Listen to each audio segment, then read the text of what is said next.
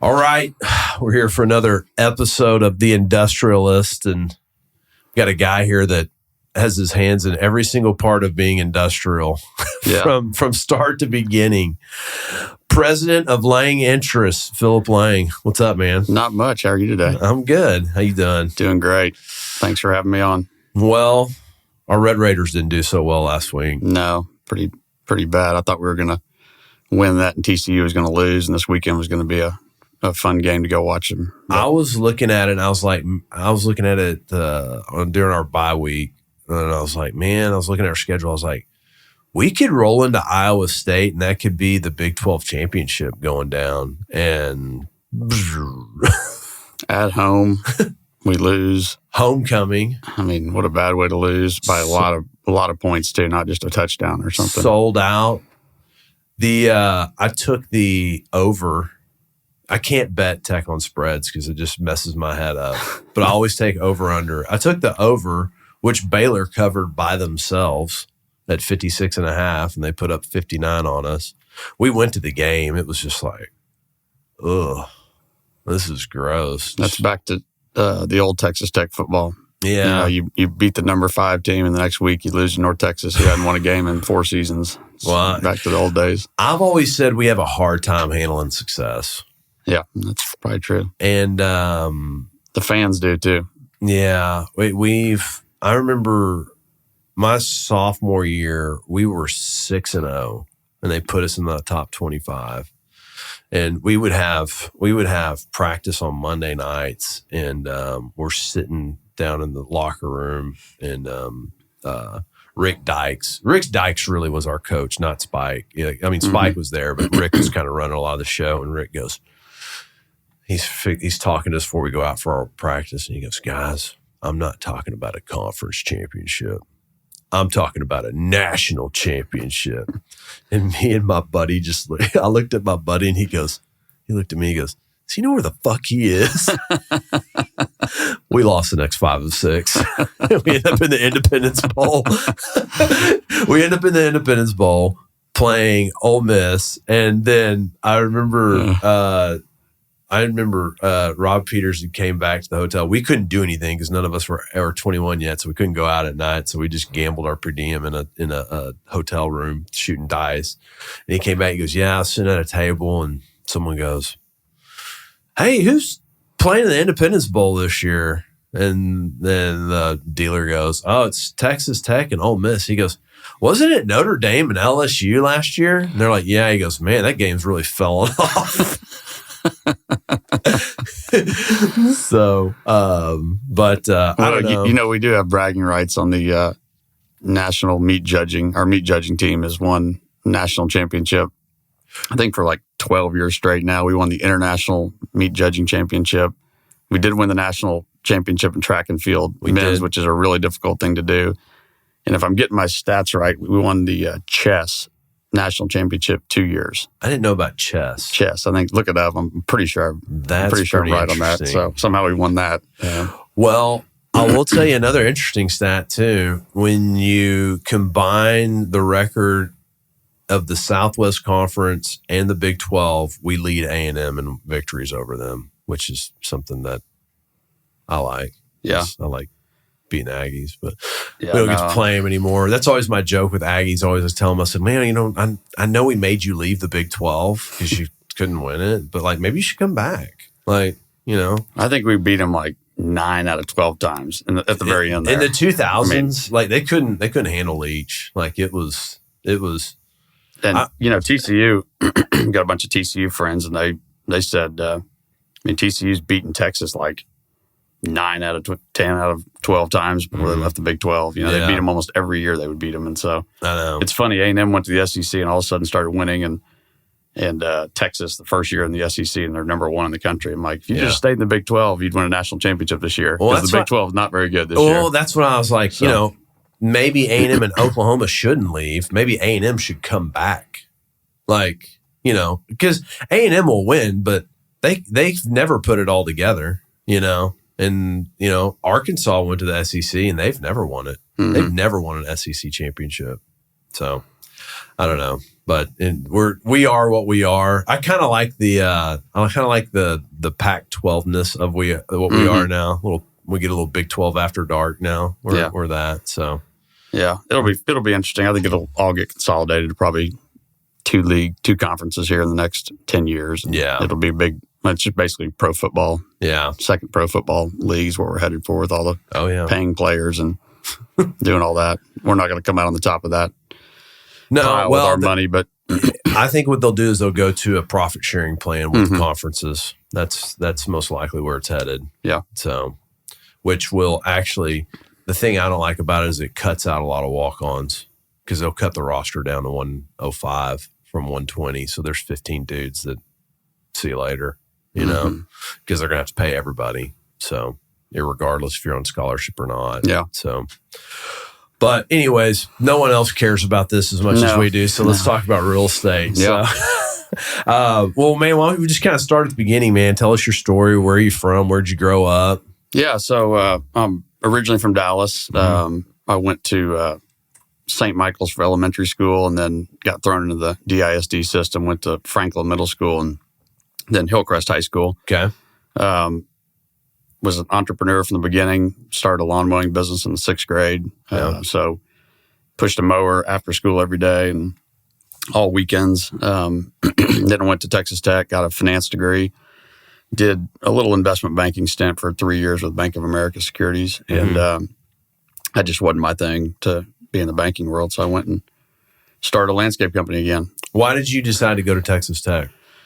Because I couldn't get an A&M or UT. Yeah. And my brother was there. So that was kind of the natural fit anyway. He was there, and I think I applied to UT, and I don't know if I did A&M, but I don't think I got neither of them. So I went to Texas Tech, and the best thing I ever did. I was super active with the College of Business from graduation on. So back then, as you remember, there was no career planning placement center. There's no way to get jobs.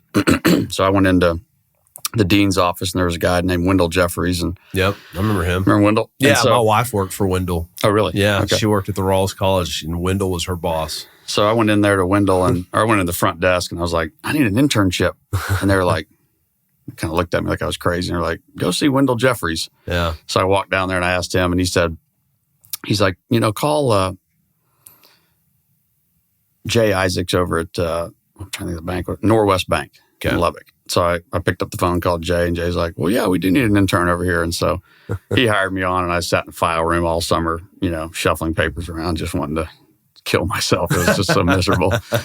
And after I did that, it was time to graduate the next year, and I went back to Wendell and was like, now I need a job. Yeah. So he said, well, call Bank of America, call somebody over here. And so I did, and I got the job at Bank of America and did that. That really had no idea what I wanted to do, but I was kind of chasing the money at that point. Was that Bank of America here in Dallas? In Dallas, yeah. Okay. I was on the 51st floor. Used to run the gauntlet I parked by the aquarium over there, under the bridge. So every night you'd have to run the gauntlet in my little loafers and try not to get mugged by the homeless people. It was pretty treacherous getting over there by the 7-Eleven. And they're finally moving, aren't they? They're moving out of Bank of America Tower. Yeah. So I did that, and they were, from when I started there, they were always reorging that bank. I mean, it was like, by the time they rolled out one reorg, there literally was another one a month later behind it. I'm like, golly, just figure something out and let's go. So they moved my group to they were consolidating all the investment banking functions to the East Coast, West Coast, Chicago, and Charlotte, New York. So they blew up Dallas, Denver, all these middle country investment banking offices. Well, I was just an analyst, so they weren't going to take me with them.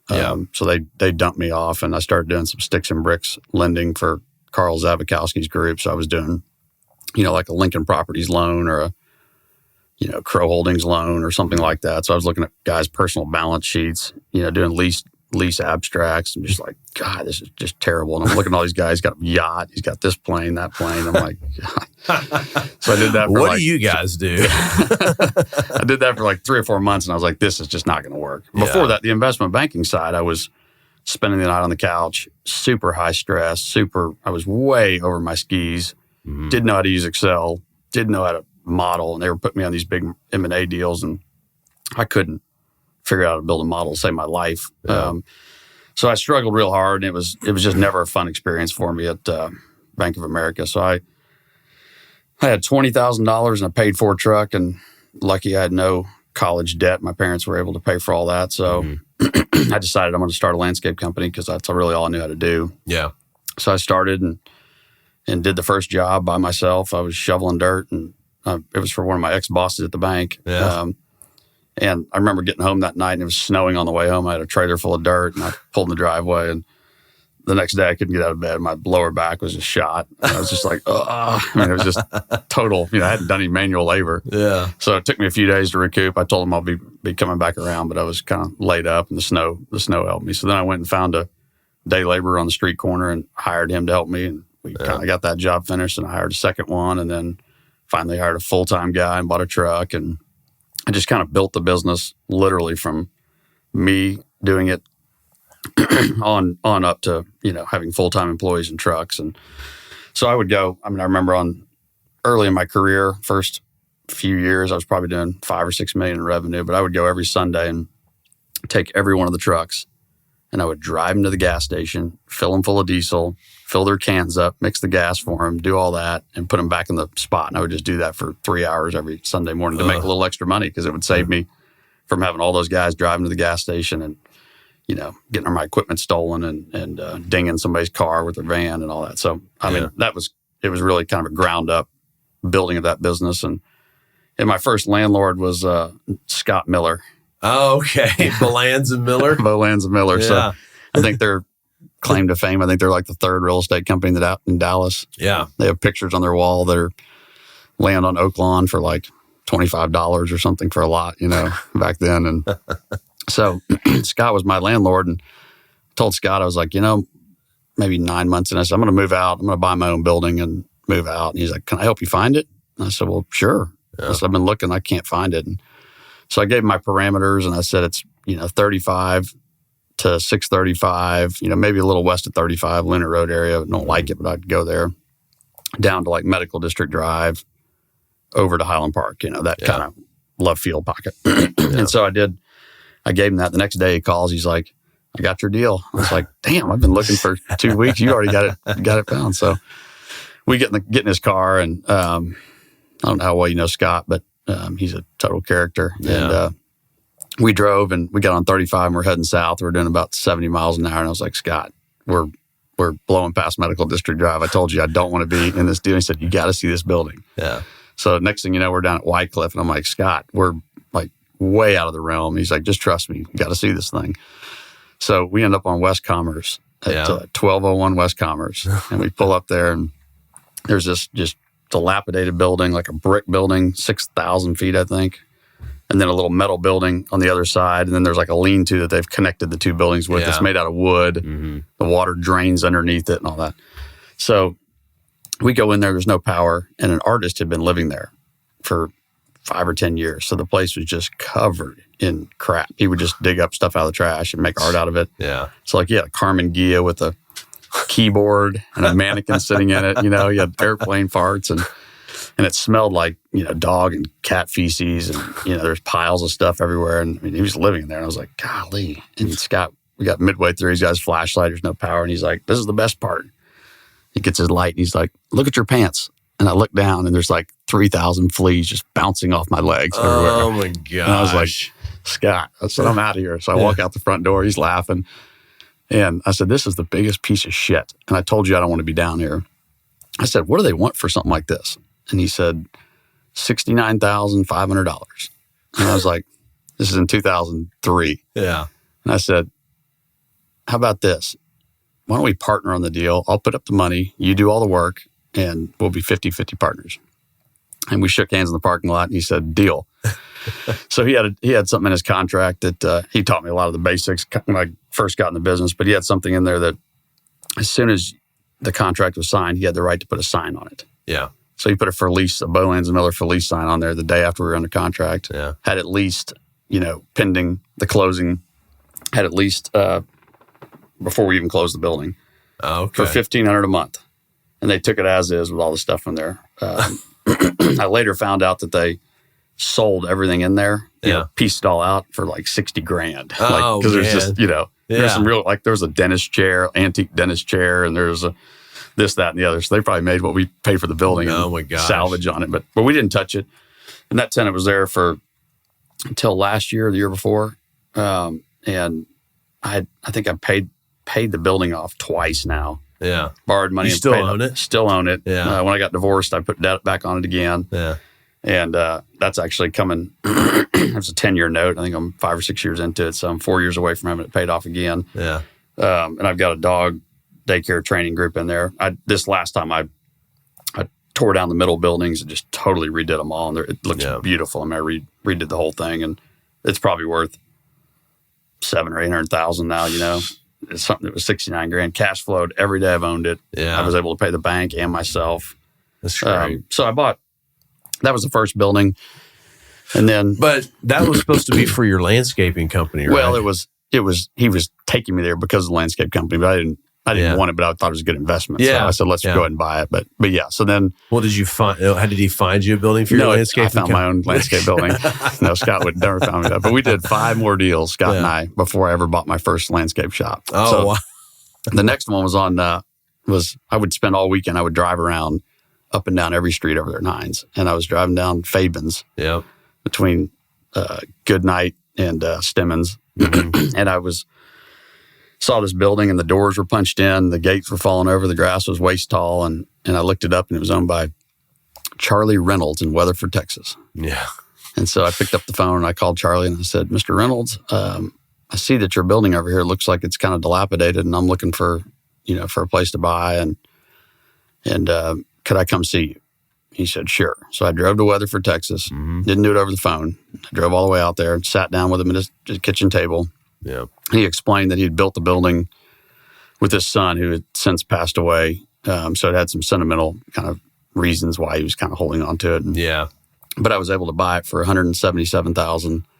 And I bought so there's overhead power lines next to it.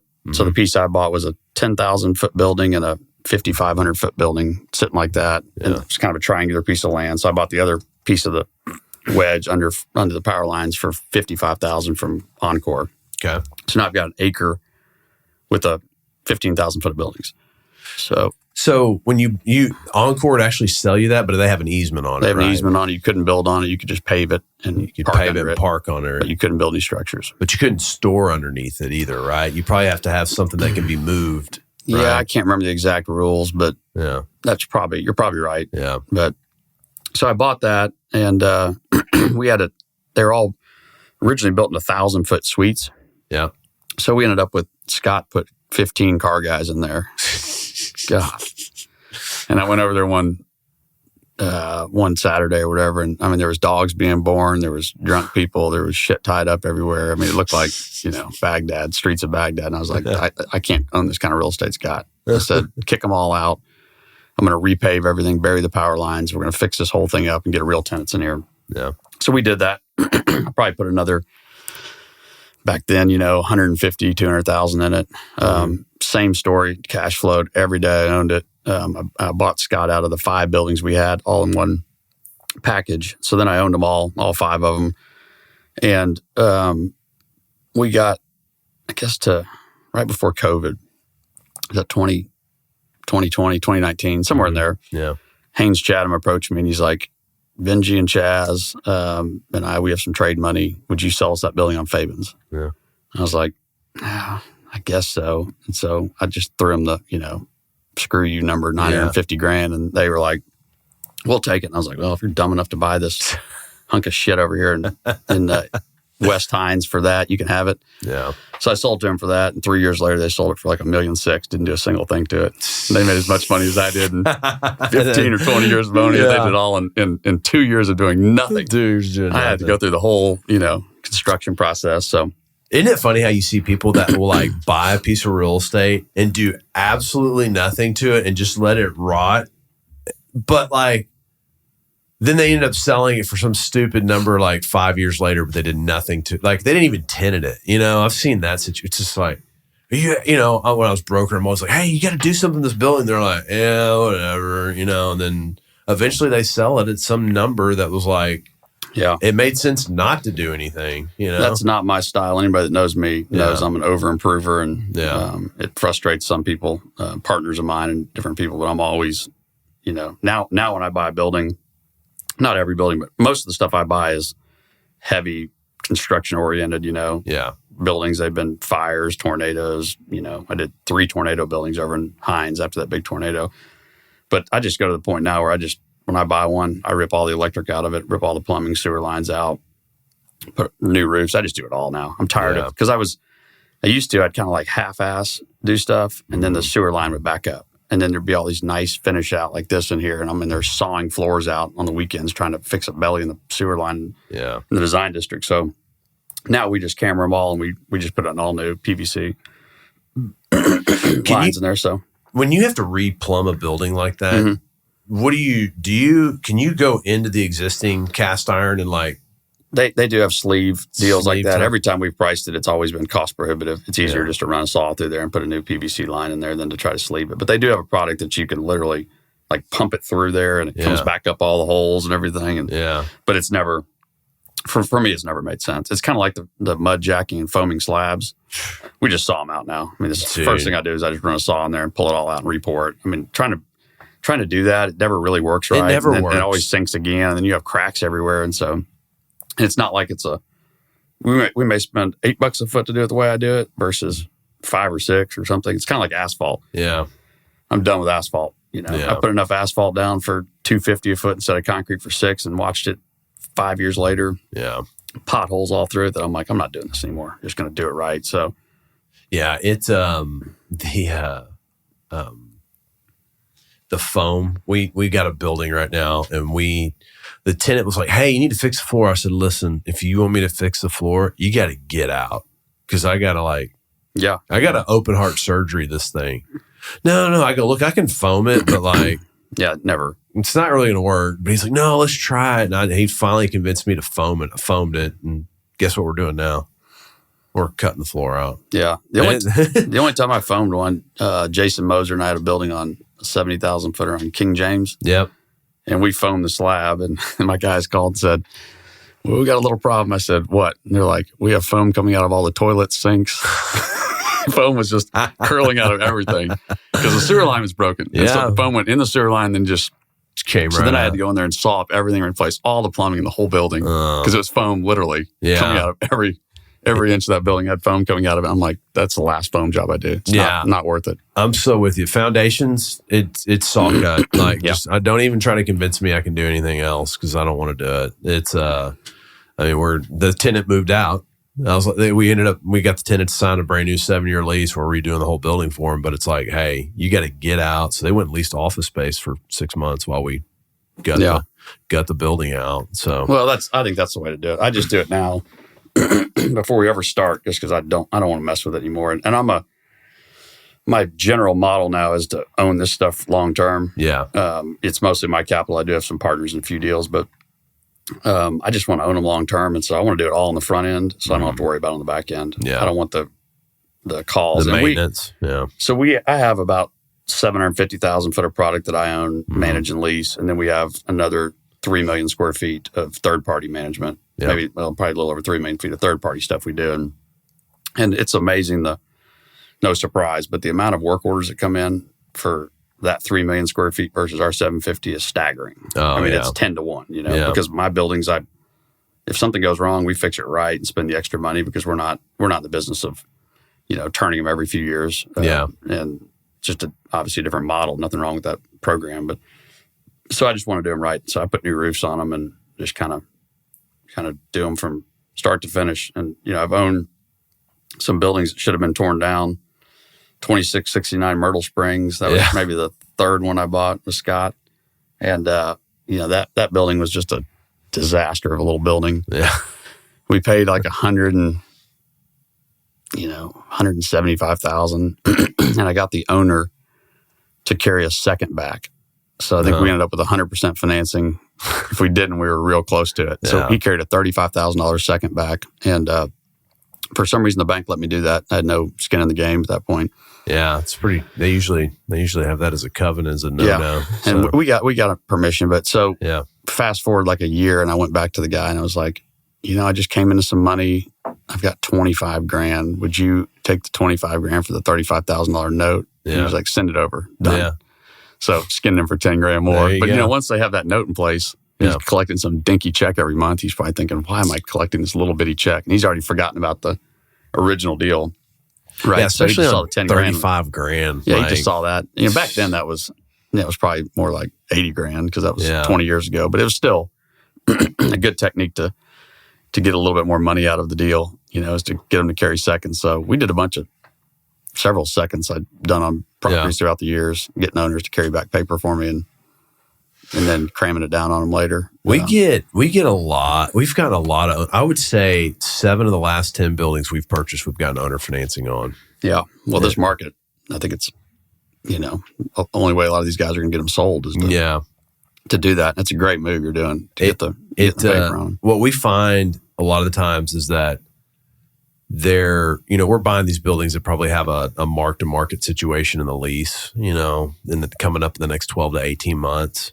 But the owners owned it forever. And when we'll put 35% down, so the owner feels pretty secure that, we're coming with some significant capital to the deal. Mm-hmm. And then I think what they see is like, well, my NOI on the building is pretty much equivalent to the debt I'm fixing to give this guy.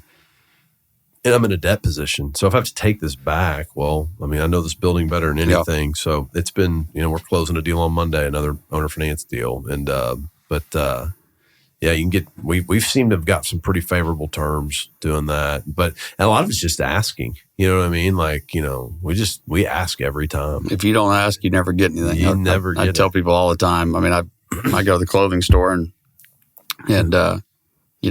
pick out some shirts and take them up there. And they just did it the other day with probably these I'm wearing here. And I asked the guy, I said, what? He said, it's, $800. I said, what is it for your best customer? Your best guy like me? And he just got a little chuckle and laughed, and he's like, I'll give you 20% off, friends and family or whatever. And I'm like, I walked out there, I'm like, it's that easy. You just ask. So I don't ever pay retail. If it's Walmart, I'm going to pay their price or whatever. But if it's anything that I know that they're going to negotiate, I'm always going in there trying to get them to throw something in or take a little bit off or, do whatever just to do that. So you're right. You got to, if you don't ask for owner financing, you're not going to get it. No. I usually like to tie them up first. Yeah. Then go in there and ask for the owner financing so they don't think I'm, can't close it or something. But I'll go in there and we've actually incorporated it in our LOI, but we've made like a whole separate attachment where we're like, hey, this is how much money we're going to give you. This is how much more we're going to end up paying you for the building. So like we kind of point those things out. Mm-hmm. But I think the biggest difference in asking for it up front with us is that we're putting 35, we're putting, if we're buying a $3 million building, we're putting $1 million down, And so I think they're kind of like, oh, okay, this is, a lot of times people, how many of your tenants been like, hey, why don't you owner finance this to me? And I'll put like 3% down. You're like, I've had it many times. You're like, no interest, man. Like, so I think that might be the one dynamic for us is that we try to do up front, but we always put in there like, hey, we don't need this, but this helps. So we'll underwrite to what bank debt is and then try to sweeten the deal with trying to get owner financing in it. And then, hey, we just go, hey, we can close quicker if you can do that, just we don't have to wait around for all the BS. No, it's great, especially in this market right now. It's a great way to do it. So, okay. So Texas Land Care is still going though. So what was your, how much square footage did you start in? So the first place I bought was, or I rented from Scott. You rented from Scott. Yeah, so it was 3,000 feet. Okay. With a little kind of side yard and a little backyard on Myrtle Springs over there.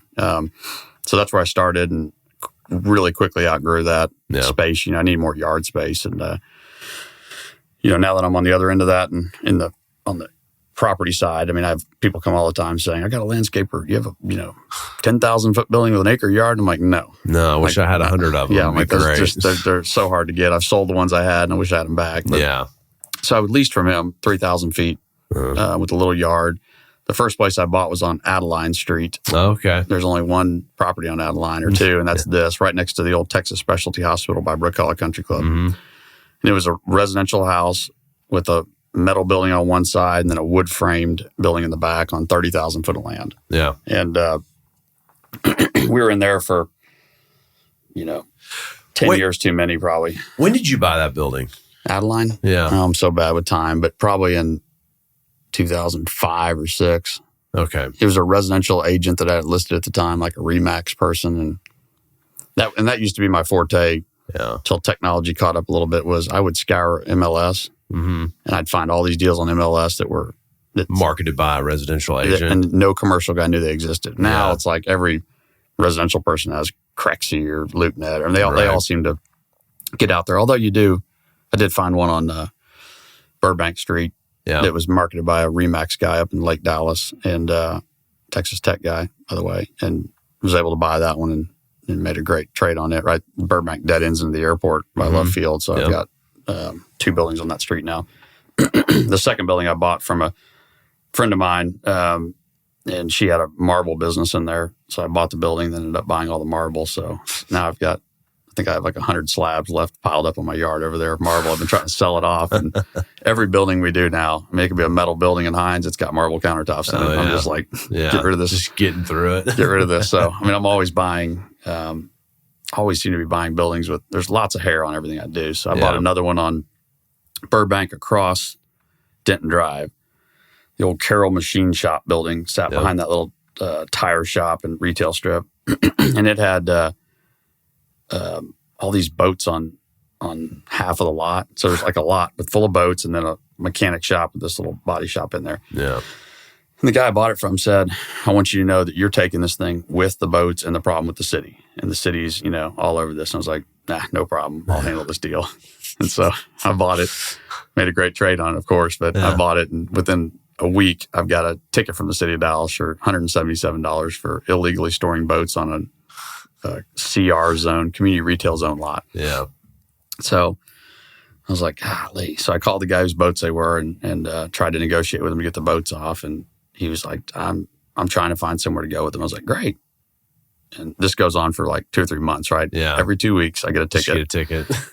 and he's like, just send me the tickets. I was like, no, I'll pay them. I mean, it's all they're my tickets. But so I kept trying to get him off, and I just couldn't get him to get off there. And so I told his son, who I'm friends with, I said, can you see if you can get him to get the boats off? I said, maybe we just leave the gate open and just let people take the boats, and because these are all like dry rotted old boats and stuff. And then he's like, let me talk to him. So he called me back and said, we need to meet. So I met with him, and he's like, well, I talked to Dad, and he basically said no on leaving the gate open. And he said that he's going to I can't remember what the exact word, put a bullet in your head if you take one of those boats off there or something like that. And I was like, whoa. I said, here we go. Now we're talking. This is what I really like. This is real hair on a deal. Yeah. So I ended up meeting with him.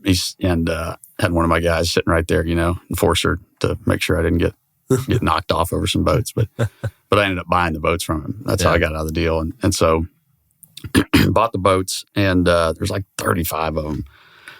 So my girl at the office put an ad on Facebook Marketplace. There's a free boat page, by the way. If you ever have an old boat, there's a free boats. So she stuck it on there and put Joe, one of my guys' number on there. And Joe lives in Palmer, Texas, gets up at 4:30 in the morning. He's an ex-military guy, and he drives in every morning. And he called me. He's like, you son of a bitch. I was like, what? He's like, my phone rang all night long. He's like, you do not understand. Yeah. He's like, I got 20 people that want to come get boats. I was like, well, great. Let's get them lined up. So he opened the gates, and they literally would come in there and, get the tires working and get them out of there. And we got down to the last 3 or 4 boats. And the city of Dallas truck pulls up, and the old black lady gets out. And I was like, don't come over here with the ticket. I was like, I'm getting all the boats off. I'm down to the last 3. And she said, no, I want one of the boats. I was like, golly, you got to be kidding me.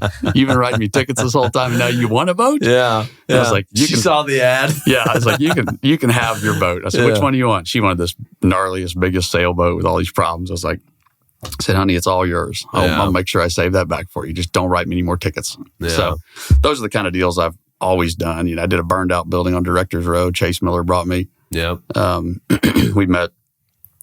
There's multiple people chasing it, of course, and had a printing company, had a fire in there. And I used to call on those guys all the time. And I told Chase, I was like, get me a meeting with the guy. And this is when he first started in the business. I mean, he was probably one of his first 10 deals or something, you know. Yeah. And we ended up meeting. That was week 2. Yeah. Yeah. Week 2. Yeah. That's a good one. And so he ended up getting me a meeting at the Payway, like up there at Arapahoe and Hillcrest, and pouring down rain. And I sat in there and told the guy, I was like, I really want this building. And Lincoln Press, right? Is that the name of the company? I'm trying to remember the address. 8320. I know the building. It had the parking right up in the front of it, right there. Yes. It's kind of had bad loading on it, but yeah. Tight truck court. I sold it to some electrical contractors in a shell condition. That was another one of those deals. I paid $40 for it, put a new roof on it, gutted the whole thing, all the offices, you know, didn't put electric in it. I mean, it was literally just stripped down, just a shell, but I got it all back to where it looked like a brand new 4 walls and a roof. And I sold it for, I think like $80 or $90 a foot. Jason Moser came to me and James Mansuranis and said, we got a buyer. And I didn't really want to sell it, but I was like, okay. And another one of those, you know, within 24 months, it's a $160 a foot building. And I'm like, God, I'm like, he's just left so much money on the table. But I needed the money. I did a 1031 out of that into some property at 1801 Empire Central. Scott Miller represented the Bill Big family for 25 years. I'd done work on the property. Yeah. In 2004, I pushed trees off of it and cleaned it up. So I've been trying to buy it all these years, and they own that 2.75 acres, and they owned 15 acres of old gravel quarry floodplain on Beltline Road in Grand Prairie up against the Bear Creek. Yep. And they would only sell both at the same time because they didn't want to be stuck with that. And so that was the reason I never really got anything done, and nobody else did because everybody didn't want that land. So fast forward, and I'm to the point where I'm like, I need another place for my landscape company to go. So I bought that 2.75 plus the floodplain, which I still have, by the way, if you want to buy it. Yeah, I'm good. I got a homeless guy living out there. I sent Joe out there, my enforcer, to get rid of him. And Joe called me. He's like, I can't do it, man. I was like, what's the problem? I was like, you never back down from a challenge. And he said, the guy told me his story. His wife and daughter burned up in his house in Oklahoma Christmas Eve.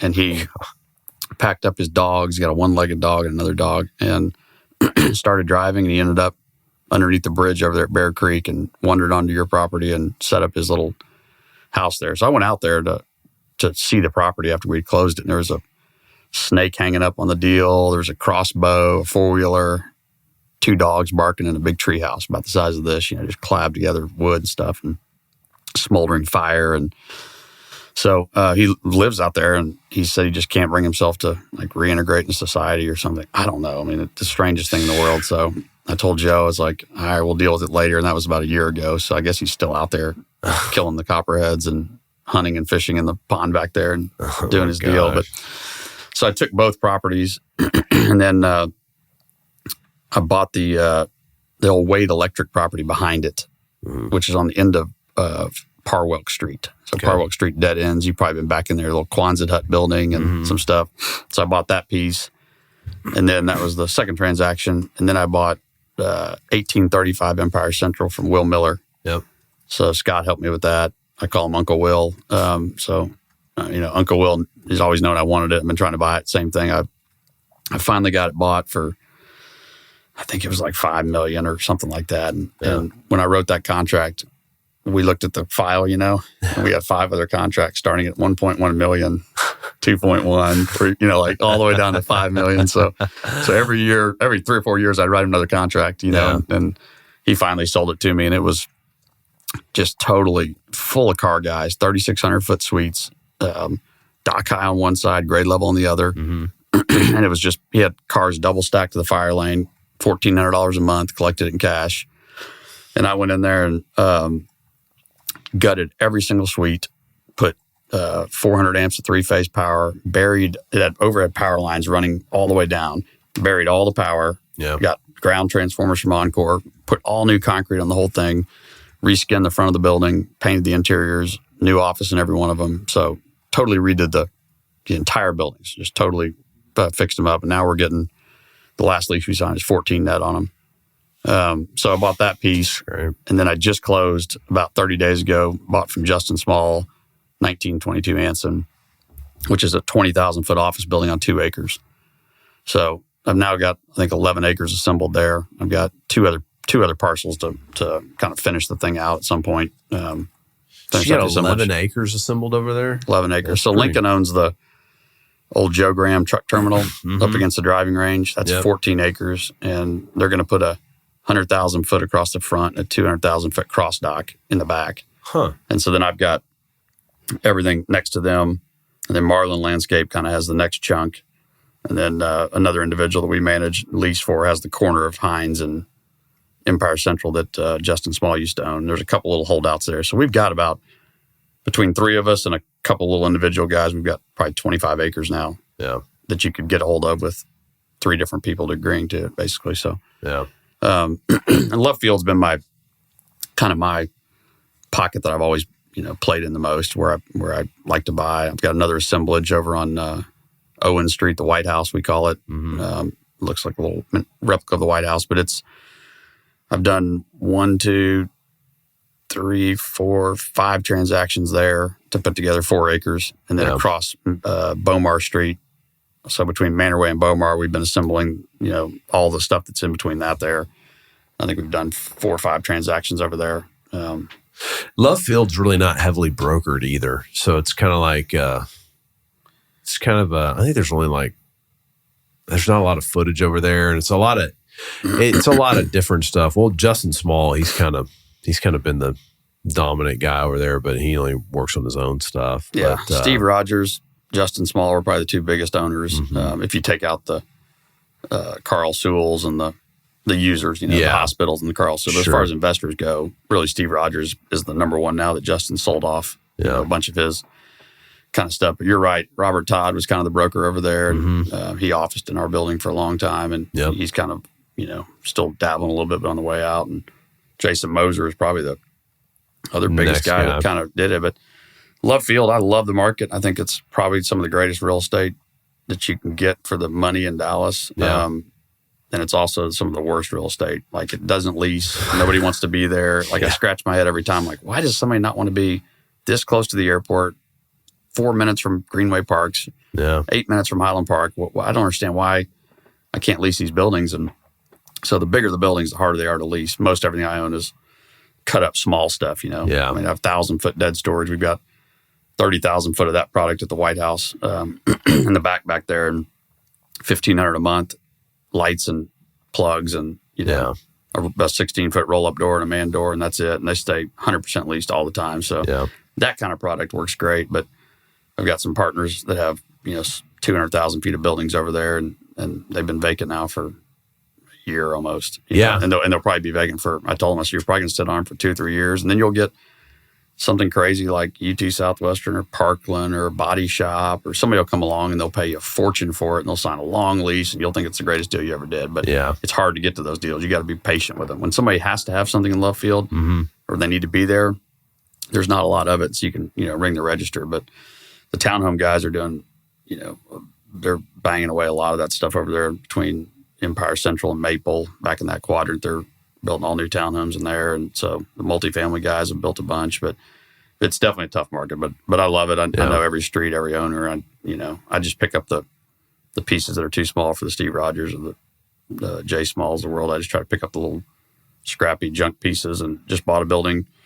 Jack Crow flipped me a little 3,200-foot metal building on Egan Street. Egan's there's only one building on it, this building, and it's where the old Lambert Landscape property was, which is now, it was the Morton Potato Chip Factory at the corner of Mockingbird and Denton Drive. Not right on the hard corner, but right in from there. And it's a City of Dallas parking lease, 30-year deal. They're going to put the rental car facility there. And in the city's infinite wisdom, they've signed a 30-year deal and never put a car on it. Like just insanity. But so there's the only little building that's cut out of that 15 or 20 acre tract, and it's it was an old plating company, had environmental problems, and I'm doing an MSD, my 3rd MSD for the area right now. And so I'm able to solve the problem by, putting it in this MSD. MSDs, like, that's pretty much like, at the end of the day, just don't drink the water, right? Yes, it's just a bunch of, I tell everybody it's $100,000, roughly 18 months of your life for a stack of papers this tall with meetings and residents thinking you're trying to, take their properties when you're not doing anything to their property. And yes, all you're doing is you're deed restricting the use of the groundwater under the property. Yep. And when you do that, the TCEQ says, okay, well, it no longer has to be drinking water standards. Now it just has to be orders of magnitude. It can be orders of magnitude greater in contamination because nobody's going to drink it. Right. So it was a loophole that a law firm came up with to get around these properties because everything was Old Park and Hospital. That's in one. American Airlines Center, the old Neuhoff meatpacking plant and stuff. So there was all these contaminated properties that nobody wanted to develop because they had no way around the environmental issue. So I've done two right there by Love Field. The first one had 55 acres and 20-something property owners. The next one I did over there, I helped another gentleman do it. It ended up being like maybe 300 acres with 40 or 50 property owners. And then my latest one right there starts on Burbank Street, the building the residential broker sold me. It starts there and it goes all the way down. I've got Southwest Airlines participating. So let me back up. In order to do one, you can do one piece of property, right? Mm-hmm. And if you have contiguous properties, you can put them in the same MSD, and that person doesn't have to do any testing or admit anything. You can put it in there as long as they're contiguous. The city puts all the streets, parks in there. DART puts all the rails in there. So you can skip over a park, you can skip over streets, and you can skip over existing MSDs. But they don't like you to skip over properties. Yeah. So you can do it a little bit here and there. They'll give you a little leeway, but they like it to be kind of contiguous. So we're starting on there. We pick up first person we pick up is Southwest Airlines, or maybe Steve Rogers. Steve Rogers and Southwest Airlines, and we jump across the street, Justin Small. We go all the way down to Dunstan Steakhouse. Yeah. I let them in for free. They didn't want to get in. So I just said, I'll just let you in for free because I needed to keep it going. So we go all the way down Harry Hines, Lou Lebowitz, Small again, individual people. We hit Grawweiler Park, picked that up. Then I went over to Preservation Tree. I sold them that building on Anson. And then we jump across and pick up all my stuff. I just assembled the 11 acres, pick up Marlin stuff. And then we got to Prudential Street, own a building there. We got it in. My friend Cole Horowitz is putting a corner in there. Ashmore at Sunshine Laundry. So then the DFW gun range is in. So then we were able to jump all the way across. That burned down at one point. Yeah. Guy was shooting tracers in there. Yeah. We did the whole, Joe, he calls it trigger therapy. He's over there all the time doing trigger therapy at lunch. But we did the whole remodel. We put the new roof on it for him with our roofing company and did all the remodeling work on that whole project. Yeah.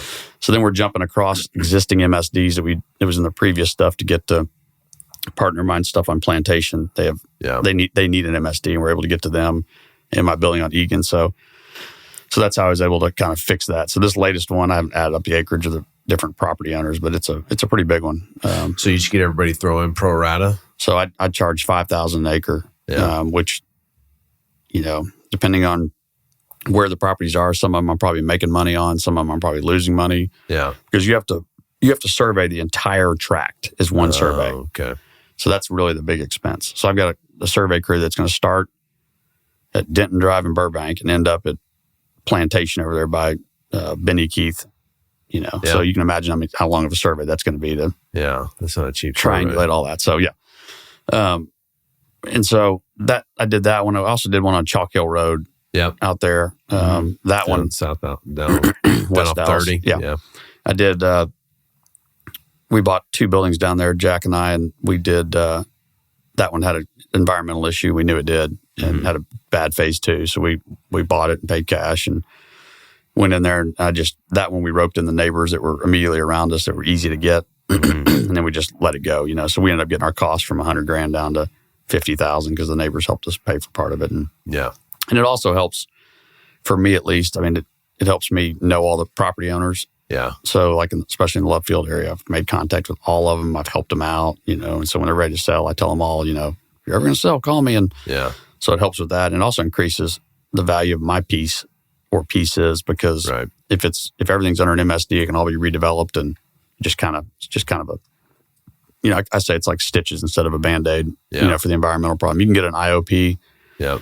Innocent owner, or an IOC is a certificate part, but it comes from an IOP. But you can get an IOC, but that every person that buys that property has to reinstate the IOC. Yeah. Whereas this runs with the title. Yeah. So it's a one and done solution. More money, more time. You can get an IOC probably in, I don't know, 30 or 40 days or something for $25,000. Yeah. This is just a more painful process. So, but that's where I think I've excelled is heavy construction background, doing a lot of construction, and then also on the stuff like environmental problems, tenant problems.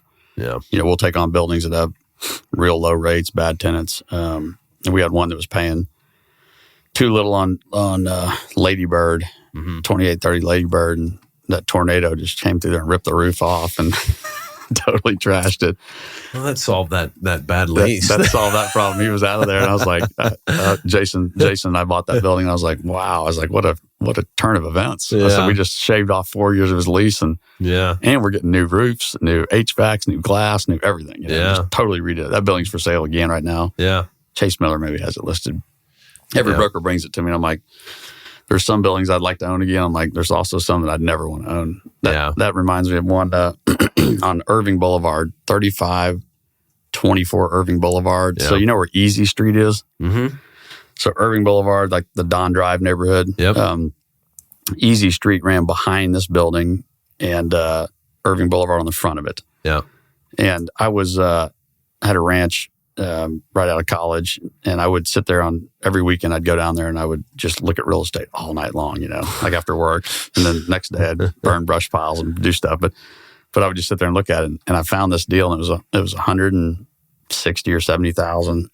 Matt Middendorf had the listing. Oh, I think I know which building you're talking about. Yeah, it's got like a rock piece that's kind of longer there, and then a brick piece that goes this way. Yeah. And Romy owned it most recently. Yeah. And so I called Jason Moser because he had stopped by my office and on Adeline Street there and was trying to peddle me some junk overpriced real estate. He came in there and he's like, "Here's a great deals," and I look at them all I'm like, "That's a bunch of those are bad deals." But I liked him, and so I called him that night, like 10 o'clock on a Friday, and I was like, "I found a deal." Yeah. He's like, "What is it?" And I told him, and he's like, "Well, I know Middendorf real well. I used to work with him, so let me call him." So it was a sign company that had gone bankrupt in there. Mm-hmm. So we bought it for $175,000 or somewhere in that range. And we inherited the 2 bucket trucks. And I mean, basically everything you needed to have a sign company, we took it all. So I used that bucket truck to trim trees at the ranch forever. But we went in there and fixed it all up, and we had it all rented up. And on the corner next to us, of the next street, I can't think of what that one is, but there was a engine rebuilder there. Yeah. His name's Angel. Yes. And Angels Rebuilders. That's the name of the tenant. Angels Rebuilders. Yeah. And so Angels Rebuilders would put cars all up and down Easy Street. Yeah. They literally would just pack the entire end of that dead end street with cars. Yeah. And so our tenants were complaining, and we had a church in there and some other tenants like that. And they were complaining, and so we decided we're going to have to start towing cars. So I'd called the city, I'd called, SCBA trying to get help, everybody just couldn't get it done. So I told Jason, so let's post the towing signs and let's start towing it. And he said, okay. And Jason was kind of the one that would go talk to Angel. Yeah. I went one time with him, but so we went in there, and the tow guy shows up, and he hooks up to one of those cars. And about that time, Angel and his posse see him, and they get in the forklift and go out there and pick up the front of this guy's truck, smash the mirrors off, drag him out of the truck, break the windows out, drag him out of the truck. And next thing you know, the guy's like unhooking the car and he's gone. And we were like, well, I'll get the police involved. And the guy's like, no, thanks. He's like, I'm good. Yeah. I'll heal up. I'm not coming back to tow any more cars on this street. Yeah. So Jason went in there and I guess Angel called him and was like, I'm going to kill you. I'm going to kill you. Jason was like, dude, he's like, you got to take this property or I'm not. This guy just threatened my life. And I was like, no, you got to keep going, Jason. You get this thing done. Yeah. So we ended up selling it to a guy that had some 1031 money. Candace Rubin was representing him, and he owned it for a few years. And then Chase called me one day and said, Romy just bought this building at 3524. And I was like, oh my gosh. I said, that is the worst possible building in the world to own. So he sold it and made money on it, probably more money than we made. We owned it for 6 or 7 years. We bought it, put some money in it, got it leased, refied it. I think we put 30 or 40 grand each in our pocket. Yeah. and 100% finance the deal, cash flowed it for the next 2 or 3 years, sold it, and put another $100,000 each in our pocket or whatever it was. But so those are the kind of buildings I never want to own again. Yeah, I'll never touch that one. Someone brought me to that building to buy it, and I was like, I don't want to own this stuff. We ought to be, and I am with some operators, we all ought to be better at communicating with each other on certain buildings. And I have guys that call me all the time, and they're like, I'm buying this certain building, and I'm like, I won't touch it. Not that you told me about it, but they want to know. They want help on it or ask questions or, want us to manage it. And I'm like, hey, it's your deal. Run with it, And a friend's buying a building. He called and said, what do you think about this? And I said, I was trying to buy it. I said, you ought to buy it as fast as you can. And if you don't buy it, call me because I'm going to buy it. Yeah. But I said, it's your deal. You got a hold of the guy. Yeah. I just sent an email saying, how much is this? And it's a no-name broker guy. And he emails me a week later and he's like, well, we kind of jumped the gun on listing it. And I'll be back to you. Yeah. So then a week later, he gets back and he's like, just want you to know that the trustees have decided to negotiate with somebody on the sale of this, which is my friend. Yeah. And it just shows you that, you got to be sticky. You got to go after the stuff. If you're just going to wait for some broker to email you back, it's never going to happen, Yeah. And I was, it's just, hadn't been real active in buying right now because I'm just flat broke. I have no cash right now. So I don't really trying to buy much, but this was a great building in North Dallas that I really would want to own. But you got to go after them. You can't just sit back and wait for brokers or, people to get you prices back or do whatever. The squeaky wheel gets greased. And we made an offer on a building the other day, and the broker we made an offer on Friday, and we called him yesterday to follow up. And he's like, "Oh yeah, can you pay me on top of that?" We're like, "What?" And he goes, "Well, I think they have a broker." I go, "Well, what'd they say when you made the offer?" And he goes, "Well, I haven't sent it yet." Oh gosh. And I was just like, what are we doing, man? This is a big deal. This is like a $15 million deal too. And I was like, and he's like, and you need to pay me 4%. And I was like, bro, you're 4%. Crazy. No, you're crazy.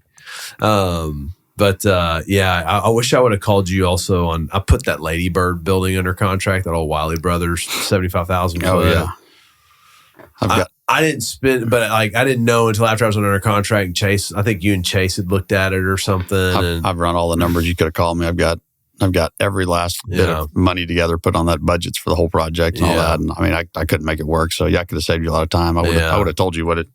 In fact, I gave my bids to somebody else that was looking at it. They wanted to go chasing. I was like, here's all the numbers. And I said, I've already done all the work for you right here. I spent 2 months putting together every last bid for glass and everything else. I said, I've got it all right here. And it just doesn't work at what they're asking for it. I love the real estate and I wish I could own it. And I did a 200,000 footer right there at Hines at the end of Lady Bird. That thing was a mess when you got it. Oh my gosh. That was, mess from a construction standpoint, from we had full-time security. We started with, I think 3 or 4 guys. We started the first night with one guy, and he called. He's like, no way, man. He's like, I need a lot more help out here. He's like, this is like next level. So we gave him some more reinforcements. And he said, Joe, it was the enforcer guy that kind of helps me with all that. He called and he's like, man, we had a big dust up last night. This group of Hispanics came in there and they were arguing with our guys because they thought our guys were stealing the copper. And they pulled guns on them and said, no, this is our copper. We're stealing it. And my guys are like, no, this is. They're like, we literally own this copper. We're protecting this copper. The guys are like, no, you're not. We're stealing this. And, so they had this big fight back there about who was going to get to keep the copper. Yeah. We also had prostitution problems over there. It was just a nonstop parade of prostitutes and pimps. And Joe, one morning he went up to one of the girls and was like, you can't be here anymore. And they're like, well, we've been, using this building and the previous security guys, we're trading out favors for them or whatever. And Joe's like, well, that's not happening anymore. And so he ran them off. And about that time, he's sitting in his truck and he's got his 12-year-old son at the time in the truck. And there's all of a sudden a red dot coming through the cab. Oh my gosh. And this pimp was down there at the other end of that building. It's a long building. Yeah. And he's down there and he's got a laser pointer in there. So Joe shoves his kid on the floorboard and he carries guy's got like, more guns and tools in the truck. And so he pulls like an AR out and, starts snapping pieces on it and just starts marching towards the guy's car. No. And the pimp just drives over the curb and takes off. So jeez, we had that. We had a guy living in this van in the back, and he would come in every night and was messing with stuff, and we kept telling him to leave. And I mean, I don't know, but they ended up taking him far away and dropped him off. Couldn't get rid of the guy, so they finally just gave him a ride somewhere. And he didn't come back. Sometimes people need a ride, huh? He didn't come back. And I've wanted to try this tactic. So we had a guy squat on us on a property, and I was really close to doing it. But have you ever seen liquid ass? No. It's this, you can buy it online, but man, if you spray it, you will clear out a building like nobody's business. I mean, people will be just like running out of there. I'm going to get it. We've tried fox urine. Yeah. We've done Neil Felder's trick, brown sugar. We put brown sugar all over the porches and stuff, and the ants all come in there, and they're like, they get up and leave. We've burned their stuff. It's I can't even really divulge some of the tactics we use to liquid ass will clear it out in like we've 2 tried seconds. music. We've tried, we've done all kinds of stuff to try to deter them, and we had them on 7009 Carpenter Freeway, right where 35 and Carpenter come together. I bought this little 6,000-foot building. Yep. Stephen Williamson brought it to me. Mm-hmm. I think 3 brokers brought it to me. Yeah. Caleb Bates, maybe Chase and Stephen. Yeah. And the first 2 guys brought it to me, and I was like, I want it, and I want the billboard. And they're like, you can't get the billboard. Yeah. I'm like, I only want it if I can get the billboard. And they're like, you can't get it. I was like, okay. So Stephen comes along, and I was like, Stephen, I'll tell you the same thing. I want it, and I want the billboard. He's like, I can get you the billboard. Yeah. So the next thing you know, I'm under contract with the billboard, and those other 2 call, and they're like, what's going on, man? I said, I'm buying it with the billboard. I told you if you give me the billboard. Yeah. And you didn't get me the billboard. Yeah. So there's a homeless encampment behind us there, and they would come and defecate on the loading dock. They, in the middle of the day, it's a framing shop. They lick the glass. They sit there and like lick the glass and look at people in there. And so they have to keep the doors locked. They burn the dumpster out. They shoot needles up. They burn my concrete. And so I put up a fence across the back of the property, not the whole property, but that way they would have to go around. They wouldn't cut through the parking lot. Yeah. So they started like eating the bars of the wrought iron. They would like break them apart and like crawl through there. And I'm like, all you have to do is walk around. I mean, it's like the whole thing's not fenced. Now it's all fenced. So I told Joe, I said, go back there and tell those guys that if they do it again, it's like the second time I had to weld the bars back. I said, I'm giving them one more chance. If they do it again, the gloves come off and it's going to get Western out here. Yeah. And Joe was like, okay, I got it. So he went over there and, he had the talk with him and all that stuff. And so they did it again and said, I'm done. I said, I don't care what measures you have to take. I've tried the city. We've tried everything. And so Joe went and put a hard hat and a vest on there, and he went back there and started banging stakes in the ground and ribbons and stuff. And he said, I'm with Encore. We're going to clear this right away out, and we'll be back Tuesday, but you got to get your stuff off. They had cars. I mean, they had so much stuff back there. Yeah. And he said, so you got till Tuesday. And they're like, okay. So he calls me kind of panicked, like Saturday night or maybe Sunday morning. He's like, man, I had a little miscommunication with the guys. They went out there and cleared that place out Saturday night. Took 3 dump trailers and 10 guys and just cleared it all out in the middle of the night. He's like, I told them to wait till Tuesday because I thought they were going to leave. He's like, but they didn't understand what I told them. And so that solved the problem, just temporarily. They kept coming back. Now we have it under control because we just have a 0 tolerance policy in that pocket right there. Yeah. If you show up there, you're not gonna make it long. So when that building was on the market, I pulled into it to look at it. And I'm sitting in my truck, and I'm sitting there just like looking down, doing something. And I look up all of a sudden, and this homeless dude's coming at me. The black one? I don't remember, man. This was when it hit the market. So it was right before you bought it. And I reversed, and they had a dumpster out there. And I just, in like the crease, so where the bed starts of your truck and where the cab is, like I hit the edge of that dumpster and just, I was like, fuck. I was like, but this guy was getting close, and I kind of just, didn't have my awareness to me at the time. And I looked up and he was like on me and I was like, But we had another incident on Gemini, building that next to the post office. M2G owns it now. Yeah. And I know that building. Used to be a car building in there. And, yes. Yeah. Yes. Mm-hmm. It's like 75,000 feet or something. 75,000 feet. Yeah.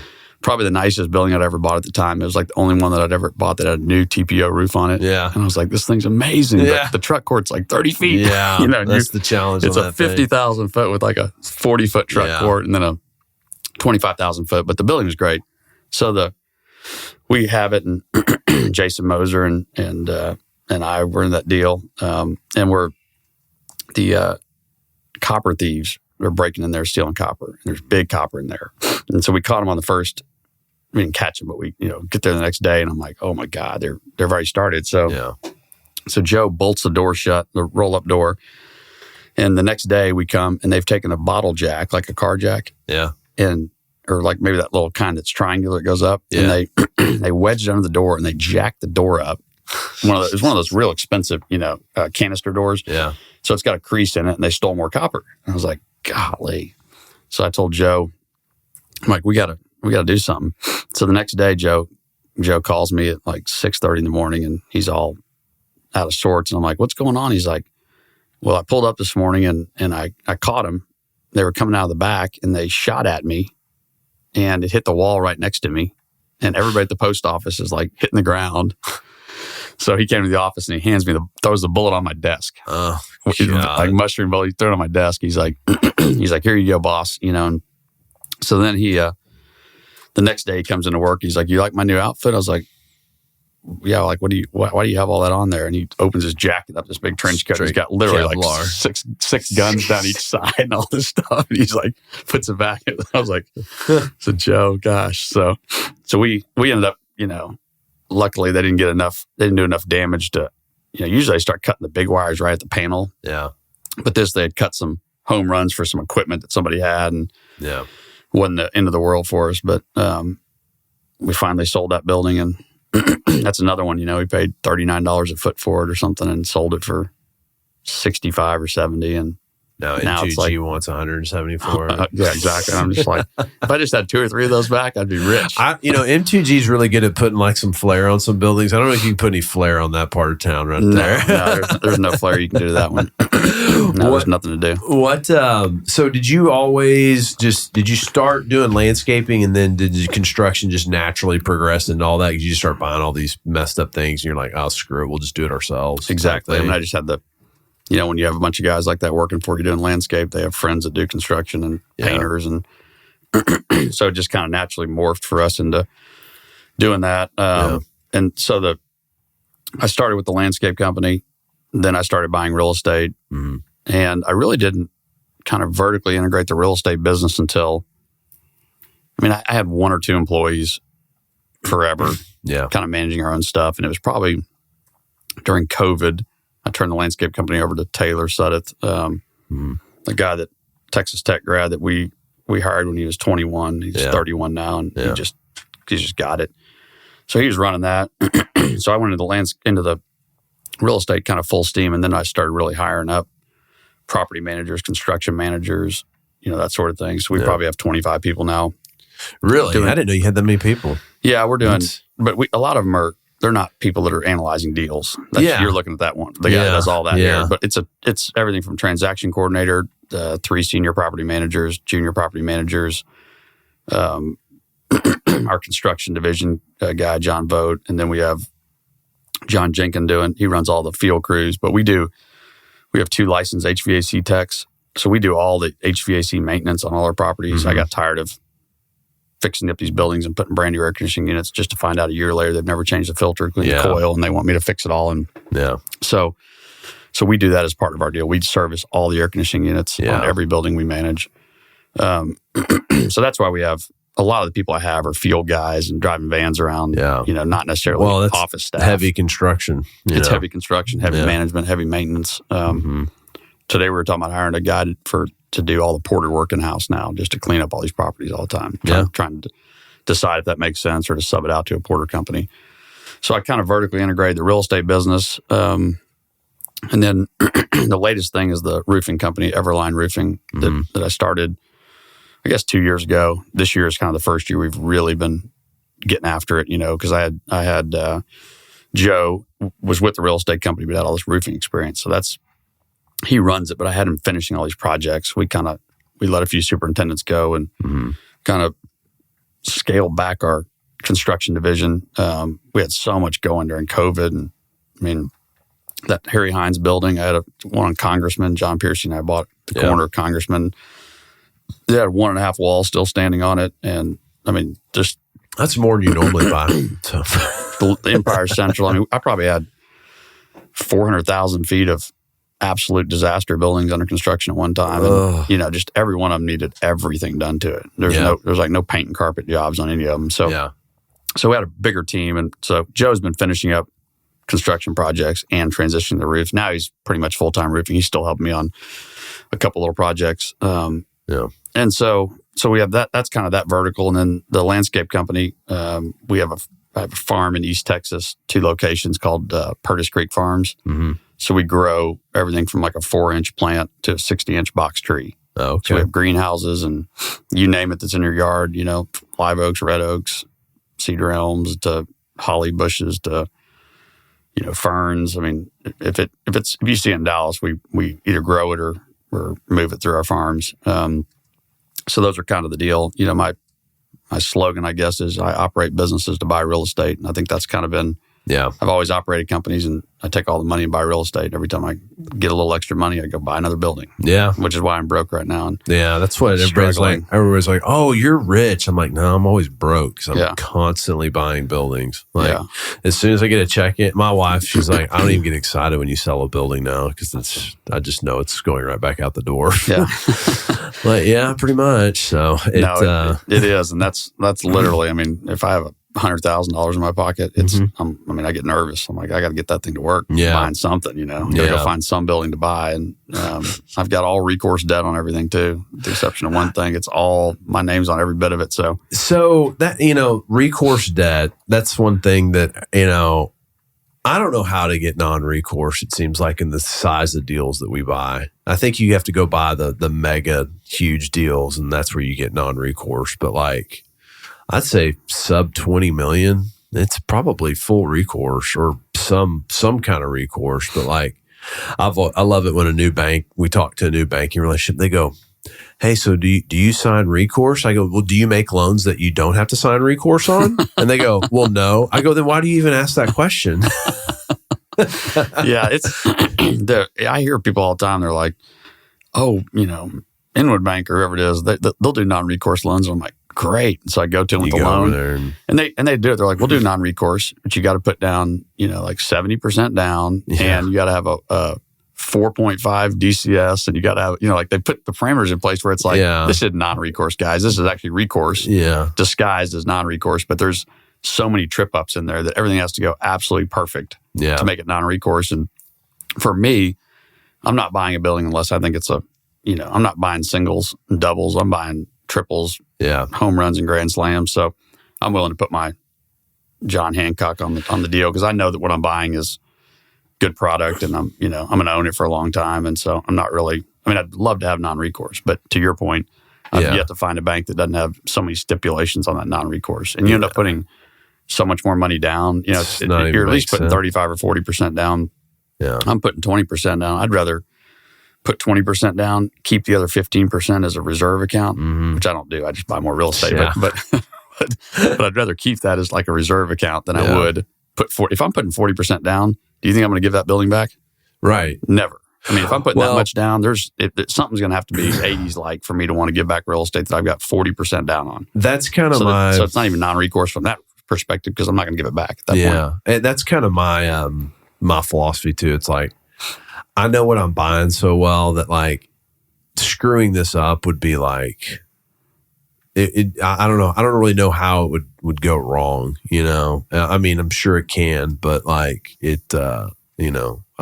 know what I'm buying. I'm buying it right, and I've got a lot of other escape hatches other than just I agree. So you and I were looking at that building the other day. I guess that's where we met. I don't think I've ever. Maybe I met you once before. Yeah, I've met a couple times, but like, we had some substantive conversation finally. So but that was that's a great building. I ended up making an offer on it. Did you? Yeah, I think like 40 a foot maybe, or they should take like it. They should take it. They don't want to take it. They're saying we're not interested. And I can't believe the copper is still in that building. And not that it matters. I'm going to gut the whole thing anyway. But I mean, the tilt wall panels being broken and busted and joints on that, heaving apart. I mean, the whole building is. It's kind of a tear down. It really is. It probably is a tear down. But I'll fix anything. I love a good project like that. So, but that's one that maybe a few years ago when we were really deep into it and had lots of project managers and stuff, I would have taken it on. But I'm old and tired now, and I don't want to do deals anymore unless they're. I don't mind a hard one, but I want them to be really good, rewarding deals, and they got to make money. And so that's why I offered $40 or whatever I offered. I mean, it was it needed to be a number that really got me excited. It's not going to be one that I'm going to hope I get out of it and get it done. And that truck court wasn't great. I mean, there's other things about that building that's not great. So, if it was a perfect location, perfect building, 105-foot truck court, if everything was just perfect on it, I probably would have stretched a little bit more. But, now I'm, just kind of in the own what I've got and make it all better. And you should probably offer that to them again in about 30 days. They'll probably take it at some point. They're going to take it at some point. The problem is, I'm sure this happened to you. You make an offer. I told a guy the other day, show me a building, and they wanted $300 a foot. And I was like, so I'm just not motivated right now. And I said, it's probably a $200 a foot building. That's probably what I'd give for it. And he's like, okay, I think they'll take it. I'm like, well, wait a minute. I'm like, maybe it's $100 a foot building. Yeah. I'm like, you got to watch it just because they're asking. I'm like, don't accept that offer. So if these guys came back around right now and said, I'll take 40, I'd probably be like, ugh, now it's 30. Yeah. Right. I mean, my motivation levels has gone down, but I also own commercial kitchens. I've kind of got a little niche. Yeah. And I'm building 4 right now. And by Love Field over there. Like ghost kitchens? Ghost kitchens. Yeah. And these are 2,000 footers and 2 1,500 footers, roughly. And it's a building I bought for an assemblage, so I paid too much for it. And I can't rent it as an office, showroom, warehouse, and I'm just going to bleed out on it. So I can put kitchens in there and actually make it work, but it's just a beat down to put the kitchens in. I mean, it is. So we tore the slab out of the building. We're having to tear out all the parking lots. We're having to put grease traps. I mean, a new roof on it, all the glass doors. Cut it. I mean, it's a new building. I mean, I'm keeping the 4 walls and the structural steel. Yeah. But so you get projects like that going. You're like, I don't want another project. These are so hard to do as it is, and that sort of thing. And the construction is the biggest bandwidth on our team. Yeah, it's the biggest bandwidth taker, and so we try not to get too into heavy construction. Like pretty much just make ready type stuff. We have a project in San Antonio. It's a little heavier, but man, our contractor in San Antonio is lights out. So so we can, and he'll come to Dallas sometimes too. So we'll bring him up here on a little heavier lifts, but it's Will and I laugh about it because it's like we do this debt fund now, and it's like that's a lot easier. Yeah, that's just we're doing pref equity on a retail development that the tenants, publicly traded tenant's going to build the site. And it's like, okay, there you go. Yeah, that's a lot easier to deal with. And I get calls all the time from friends and people we third party manage for, and we do lots and lots of make readies for the third party stuff. And we got an amazing group of subs put together that just crank those things out. New LED lights, paint, carpet, ceiling tiles. We do that in our sleeve. But when somebody calls me the heavier lift kind of project, I'm always like, if I'm not owning it, I'm not doing it. There's not enough money to make me want to go suffer through putting a burned out building back together or something else. You paying me 15% on top of, because we don't use. We're not using like really sophisticated subs, right? We're using all the lowest end subs. Yeah. So for us to manage one, it's like we're doing everything except for the actual work, hammer. We're having to tell the guy how to hammer the nail, basically. And so I'm like, it's just not worth it, if we were hiring real contractors and we just sat back and let them all do their deal and collected money, that'd be one thing. But it's just, I don't want to do them anymore. I'd rather just I don't blame you. I'd rather just operate the businesses and, get the properties we got working really good, which they are. I think we're probably 90 finished product. It's not under construction. We're probably 99% leased right now. Yeah. And I'd rather just keep it like that and keep improving the properties. And I bought a place in Weatherford that I'm going to start training horses, learn how to train horses. I bought a horse not too long ago, back in May, and second time I got on him, he bucked me off and broke my leg, broke my tibia. So I was on crutches for 14 weeks. Oh, God. So I got kind of mad at it, and I was like, you know what? I'm going to learn how to train these things. Break you. Yeah, I'm gonna break. He's gone, by the way. That was the first thing I did, was call the guy that sold him to me. I said, you can come pick this bronc up. I said, he's not for me. So I've got a trainer out there, and that's kind of my new thing. I'd rather go hang out and train horses than buy buildings right now. I'm kind of in a funk about, like I am with Texas Tech football, probably. Yeah, right. Just not really into it right now. What? When did you start doing third party management? So that really started with selling buildings to people. Yeah. And then they would want us to manage them back. Yeah. So we would manage them, that way. And then just, guys that were buying a couple buildings would approach me for it. And then we have one client that owns a lot of product, and they approached us to manage the first couple deals. And then they've grown really big fast since we've been managing all their stuff. So, so we're probably the last 3 years, I mean, COVID on is when we kind of really pedaled down, started kind of building a real estate company that can do everything. Matt Miller, he does our leasing. Yeah. So I just keep one person on to do our leasing. It's just so hard to get anybody else to pay attention to 1,000-foot deals. And our average suite size is probably 850 feet or something. We have 400 footers, 500 footers, 1,000 footers, and it's just there's so many small deals that nobody wants to work for that little commission. And I don't like to sign. It drives Matt crazy and other people, but I'm like, I don't want to sign more than a 1-year deal, but I prefer month to month on every tenant I've got. Really? Because there's nothing to get from them, right?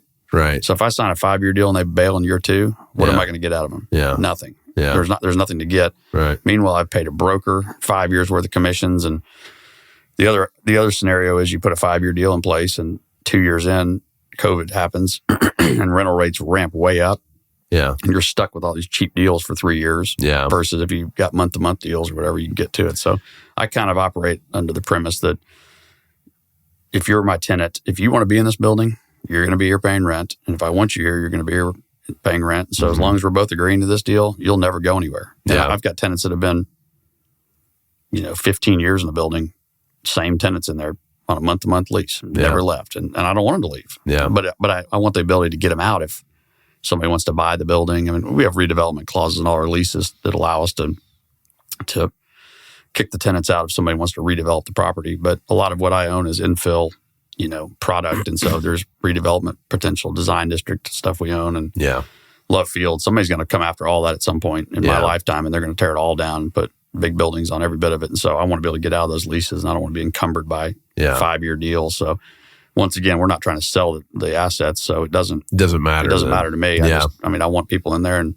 if they're not happy, I don't want them in there. It's kind of my philosophy, and it's worked really well because the tenants like it because they're like, you mean I don't have to sign a 3-year lease? And I'm like, no, you don't have to because you have no money and no credit. And so I know if you bail on me, I'm not going to get anything out of you. It's not worth the effort. So I might as well just go month to month with you and do that. So that's the problem too for us, like owning these things is like, call it small bay or whatever. Mm-hmm. It's finding a leasing agent that gives a shit about it. I mean, you got to catch a guy. Like I have one project right now. I put my nephew on it. He just started in the business. I'm like, this is perfect for you.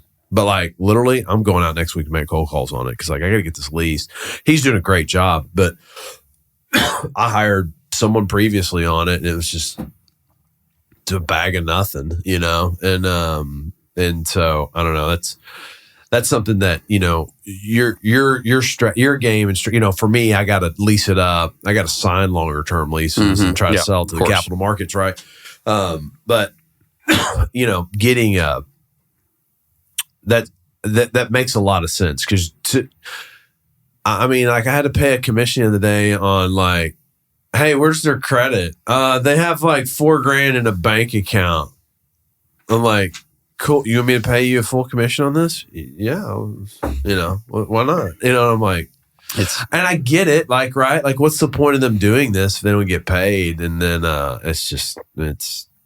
I did a deal on that Harry Hines over there, Matthew Johnson over at Lee and Associates. Yeah. Young guy, and Mercer was my broker, and we did a 5-year deal with a car guy, and I think I wrote $75,000 in commission checks, and he never moved in.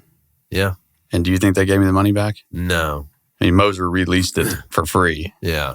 We actually got, that's one of the rare ones that works out. We ended up getting a much better kind of local credit tenant. Yeah. And got $2 or $3 a foot more in rent. You know, so Mercer charged me the difference. But I'm like, that's ridiculous. So we had 2 other tenants in that Harry Hines project that wanted to do, they wanted 10-year deals. One was taking 60,000 feet and one was taking 40. The rest of the building's cut up into, a 20, a 16 to 20, a couple 9s, and then like 1,500 foot little suites, like with a grocery store and a lingerie kind of place like that.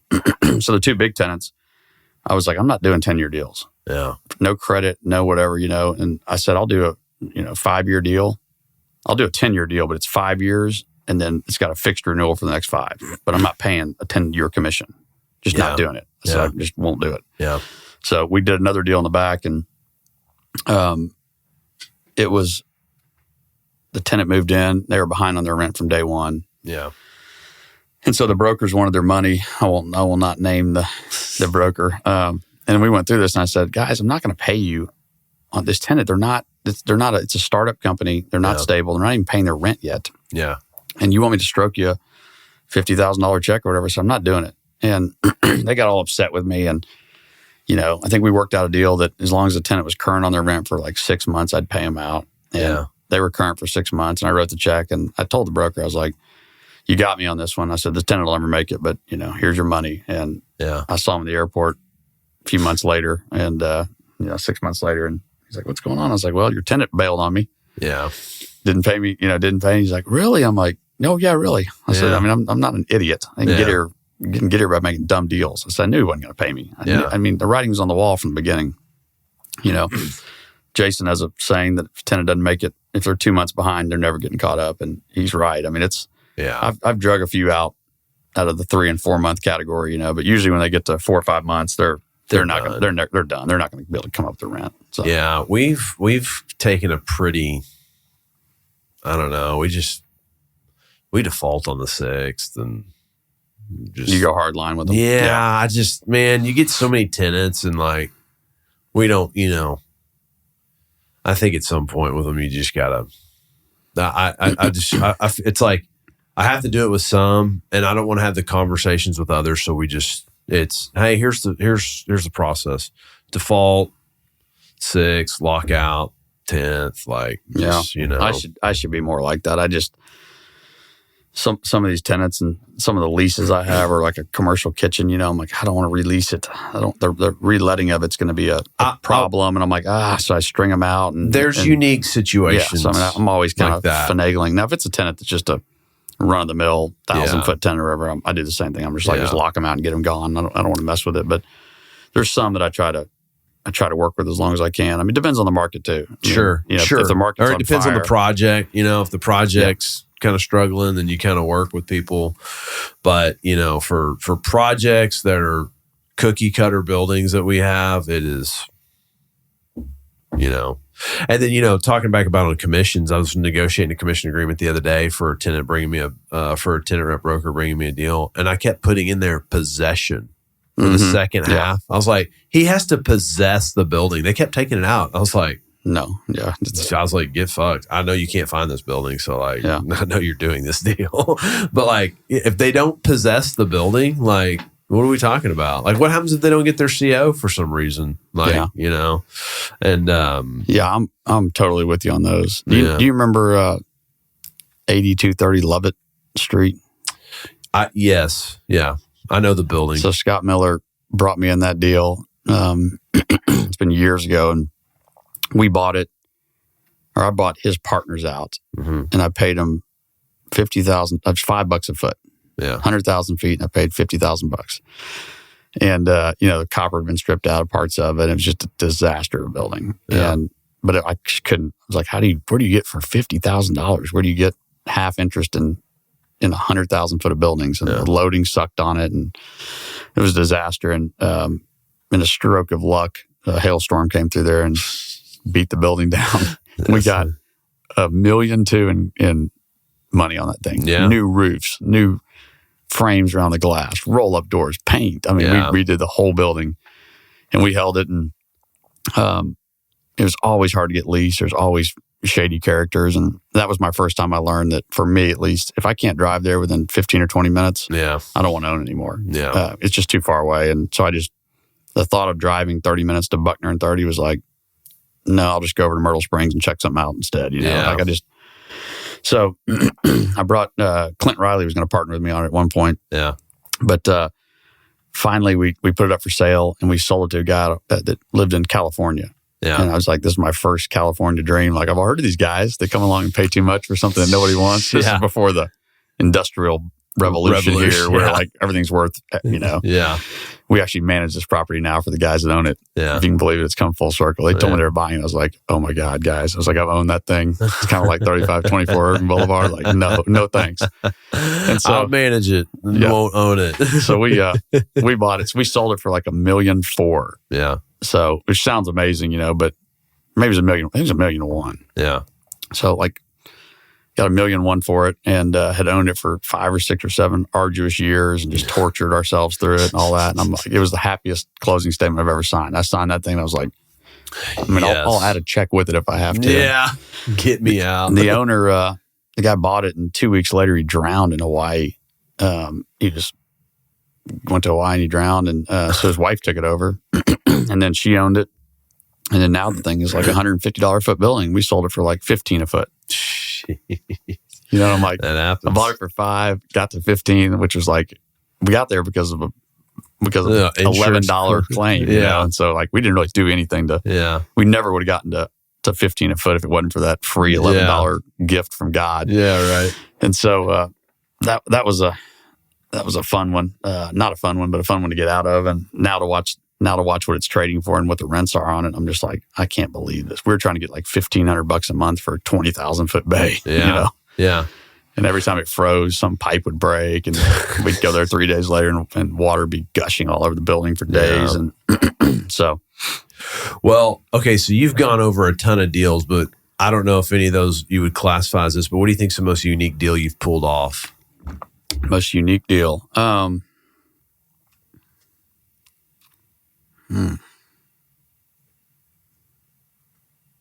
Or which one is like, that was like a game changer for me type deal? The White House was probably a financial game changer. Yeah. My good friend and partner, John Pierce, he calls them a quantum leap. He said you're going to get 2 or 3, 4 quantum leaps in your life. And, I paid $950,000 for it. And that the building faces Denton Drive, right? And the dart rail runs in front of it. And the building had been vacant for 2 or 3 years. Yeah. Mary Angel Rodriguez owned it, and everybody looked at it, and nobody wanted it. And Robert Todd took me by there, and I was like, I don't want that thing, Robert. It's a giant 2-story office building with some warehouses, and my landscape company won't work. And he said, just come look at it. Yeah. And I was like, okay, I'll come look at it. And I went and looked at it. And by the time I got out the gate, I was like, I want this thing. I got to have it. Which, by the way, is it's something that I've missed several deals in my life because I didn't go look at it. Look at it. And then I think Chase Miller brought me one. He said it's on Vantage Street. He said it's a 6,000 foot building or 5,600 foot building, and it's got a printing company in there, and you got to buy the stuff and do this. And I was like, I don't want a 5,600 foot building. That doesn't lease. I need small ones. Yeah. He said, okay. So a friend of mine, Jason Dunstan, calls me. He's like, I'm buying this building from Chase Miller, and can you manage and do the construction for me? I'm like, yeah. What is it? And he's like, it's a duplex, a 3,200 footer and like a 2,000 footer. I'm like, oh shit! I looked at it. And it's on the corner of the trail at the end of Vantage Street. And I'm like, oh my gosh! And he bought it for the number Chase gave me was it was $250 a foot. Yeah. He ends up buying it for like $180 a foot and gets all the equipment. Oh, man. It's one of those things that you really got to run every rabbit hole down and really, track them down to make sure that there's not a deal there. And so, the White House, I'm remodeling that building. We're going through all this stuff, and I've sawed all the slab out of the building, and I'm run all new plumbing all the way to the street, and we get everything done. And the plumbers come to me and they're like, "We got a problem. It's not draining." I'm like, "What do you mean it's not draining?" They're like, "It must be broken in the street." So we called the city of Dallas. They came out there for 2 days, walking in circles, jackhammering the street up, and they come back and they said, "Your sewer line is an old orange clay pipe, and it's broken under the dart rail, between the dart rail and all the power that feeds Love Field. And so good luck. We're not touching it." Oh.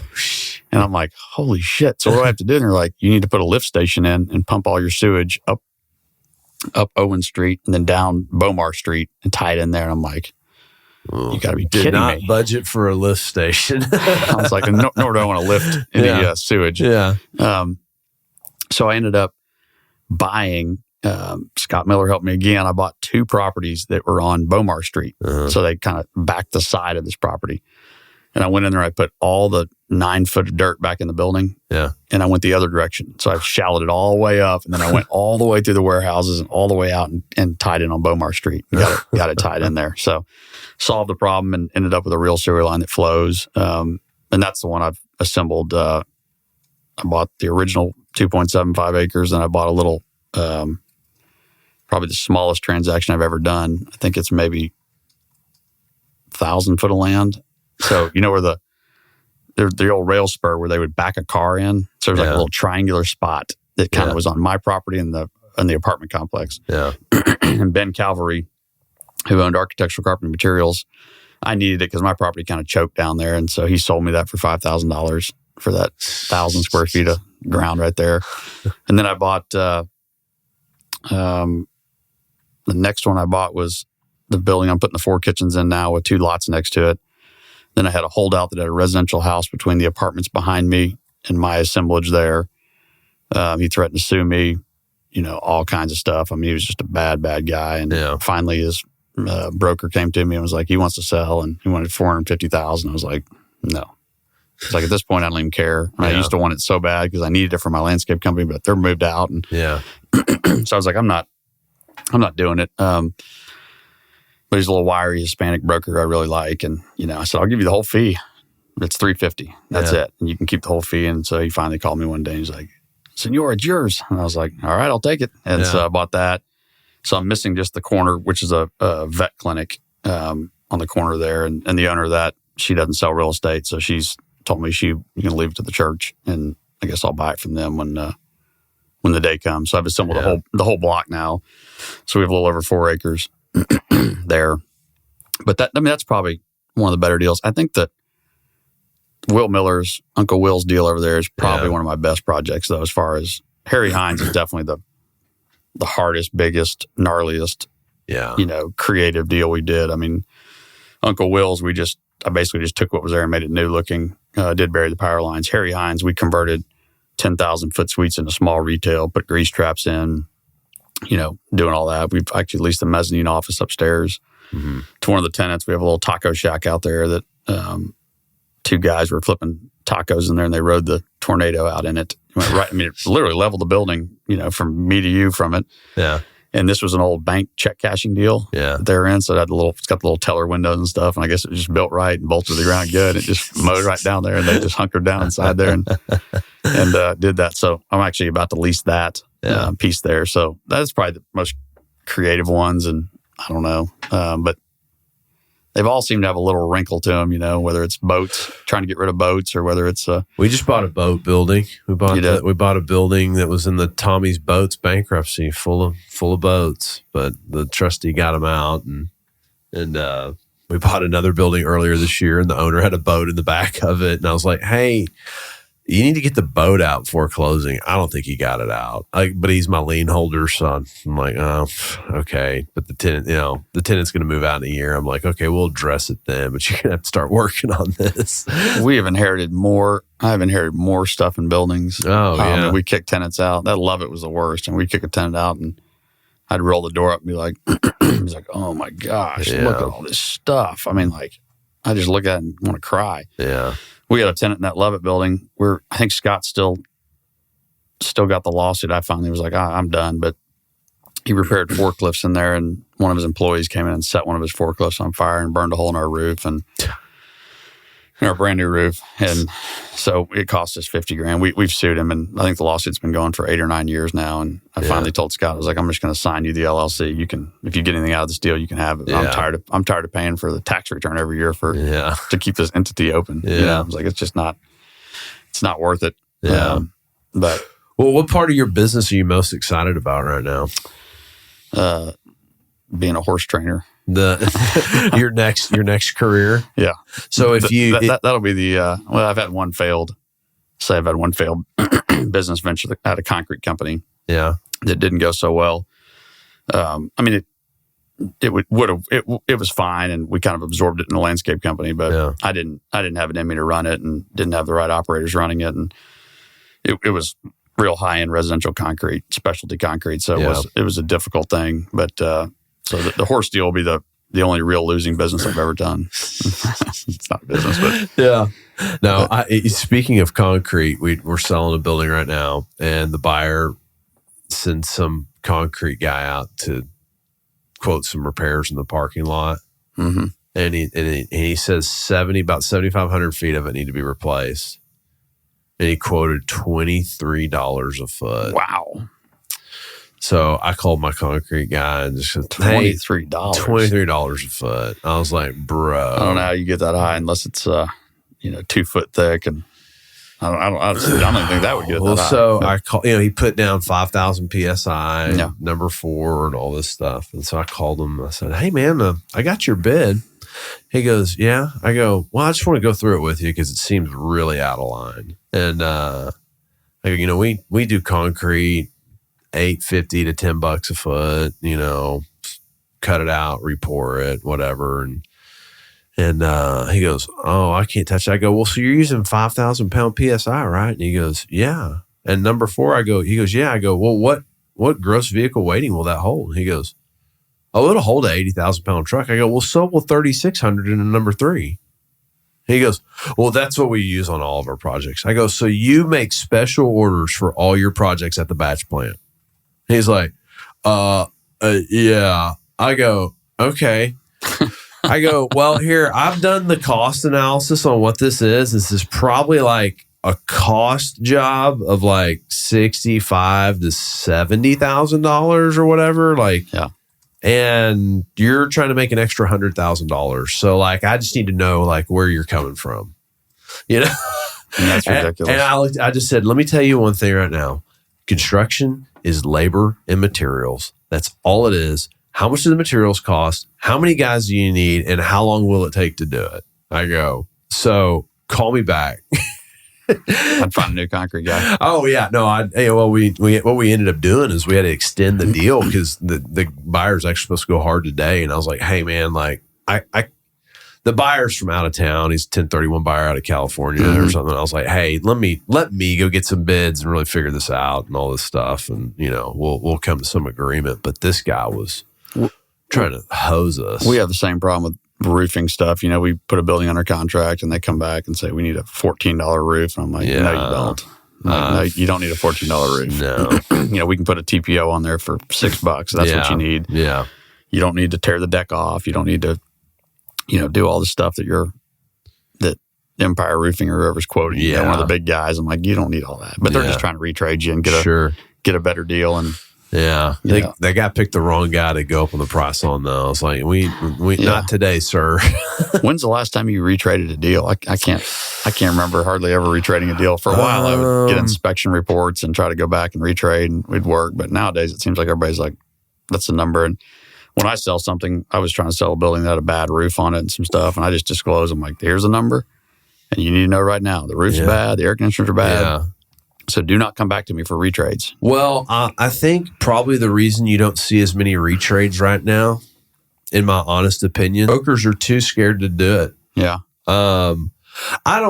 Here's kind of my rule of thumb. If I can see it, I accounted for it when I made the offer. I'm the same way you are. If I put a deal under contract, unless there's a environmental problem I didn't see or just some other, I get the lease back and it's got some clause in there or something like that. the number I gave you is the number it was. And I've had a lot of brokers say, just tie it up and we'll retrade them. I'm like, no, I don't want to do that. I want to go in there, and because my reputation's important, and I want to go in there and do that. Now, if it's the group that owns that building you and I were looking at, that I'll never see again, I'll never talk to again, they're not in our market or whatever, then I don't mind playing some games with them. Or if it's a one-off owner, but if it's somebody that's got any kind of, I just don't want the reputation of being the guy that's always retrading deals. Which those guys are out there. Oh yeah, they're out there. They just have that reputation. You need to put it under contract for more than you want because they're going to retrade you down on it. And I'd rather just say, here's my number, and I haven't retraded one in forever that I can think of, unless it was a totally legit reason. I've not retraded one. I've retraded on roofs, sewer. Those are stuff you can't see. You ask them what condition it is. They're like, oh, it's fine. You get up there, it's like shot. Original roof. And but no, I've retraded numerous deals, especially on the brokerage side. And I think at the end, we got a deal under contract right now. They advertise it as 18 to 20 foot clear. We get in there, it's 16 to 17. I'm like, big difference. This is a big difference. Yeah. So we'll see what we're going to do on that. But, was that the broker's fault? The broker gave us the information, the building's in Oklahoma City, and it's a $6.5 million deal. Yeah. That's not something you want to just be like, I'll just. Well, here's the one thing I will say. Like, I think knowing the clear, when you're asking to be paid $300,000 to $400,000 for one thing, get the fucking info right, man. That's what I was asking. Who made the mistake there? Because these brokers, I don't know. They just forward things. Like Lady Bird. They market it as 14 to 16 clear. 12. It's 12, and one building's 14. Yeah.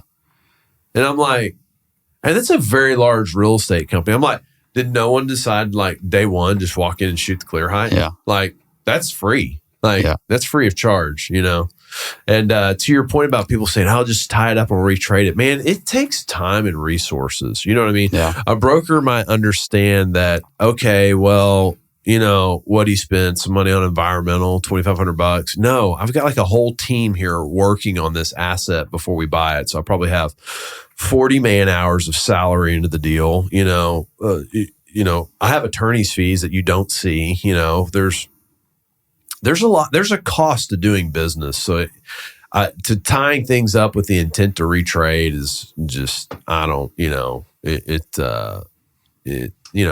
got a $1 billion contract right now, though. Like, all the sewer lines need to be replaced. Mm-hmm. We're like, hey, this is real. Like, then multiple things, and all the electrical needs to be replaced now. It's like, maybe having the deeper construction knowledge that you have, or you just go with the intent of, I know I'm doing this. So like, I don't care what the condition the electrical is in. I'm allocating to put new electrical in it. Yeah.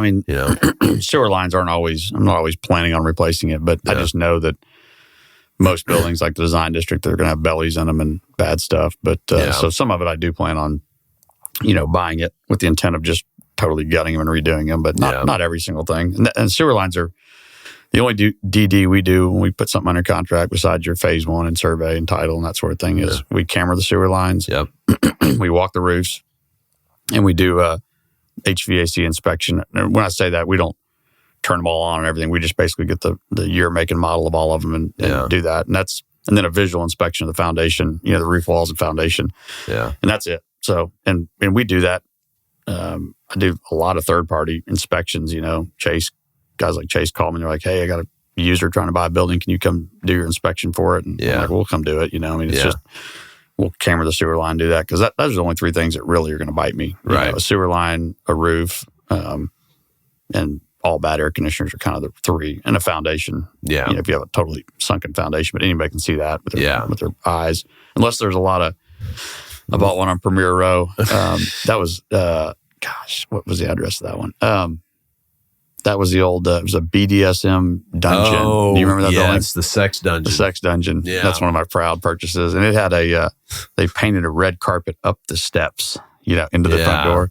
Yeah. And there was a membership based deal. So you would pay a certain amount of money, and then they had people flying in from Mexico. And when I toured the building, there was like a casket.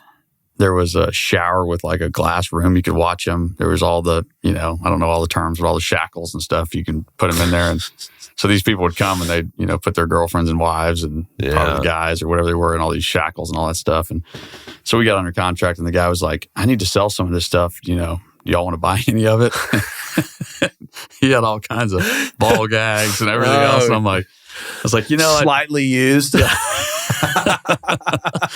I was like, I've actually just restocked all my goods. So I think I'm probably good on this deal. But so he moved out and he took the casket with him and all he had a dog cage, all kinds of stuff. It was the creepiest place. And I took my guys in there and they were all just like, what? So we ripped that out, but I couldn't, there's buildings like, I think that one, there's another one that I bought that they had so much stuff in there that I couldn't tell the slab was bad. And then it all came out and I'm like, whoa, the whole thing's like pitched. But they had all the just stuff piled everywhere. So I mean, like so much stuff in there, you just can't tell that the slab is that bad till you get it all out. And then you're like, dang it, I missed this one.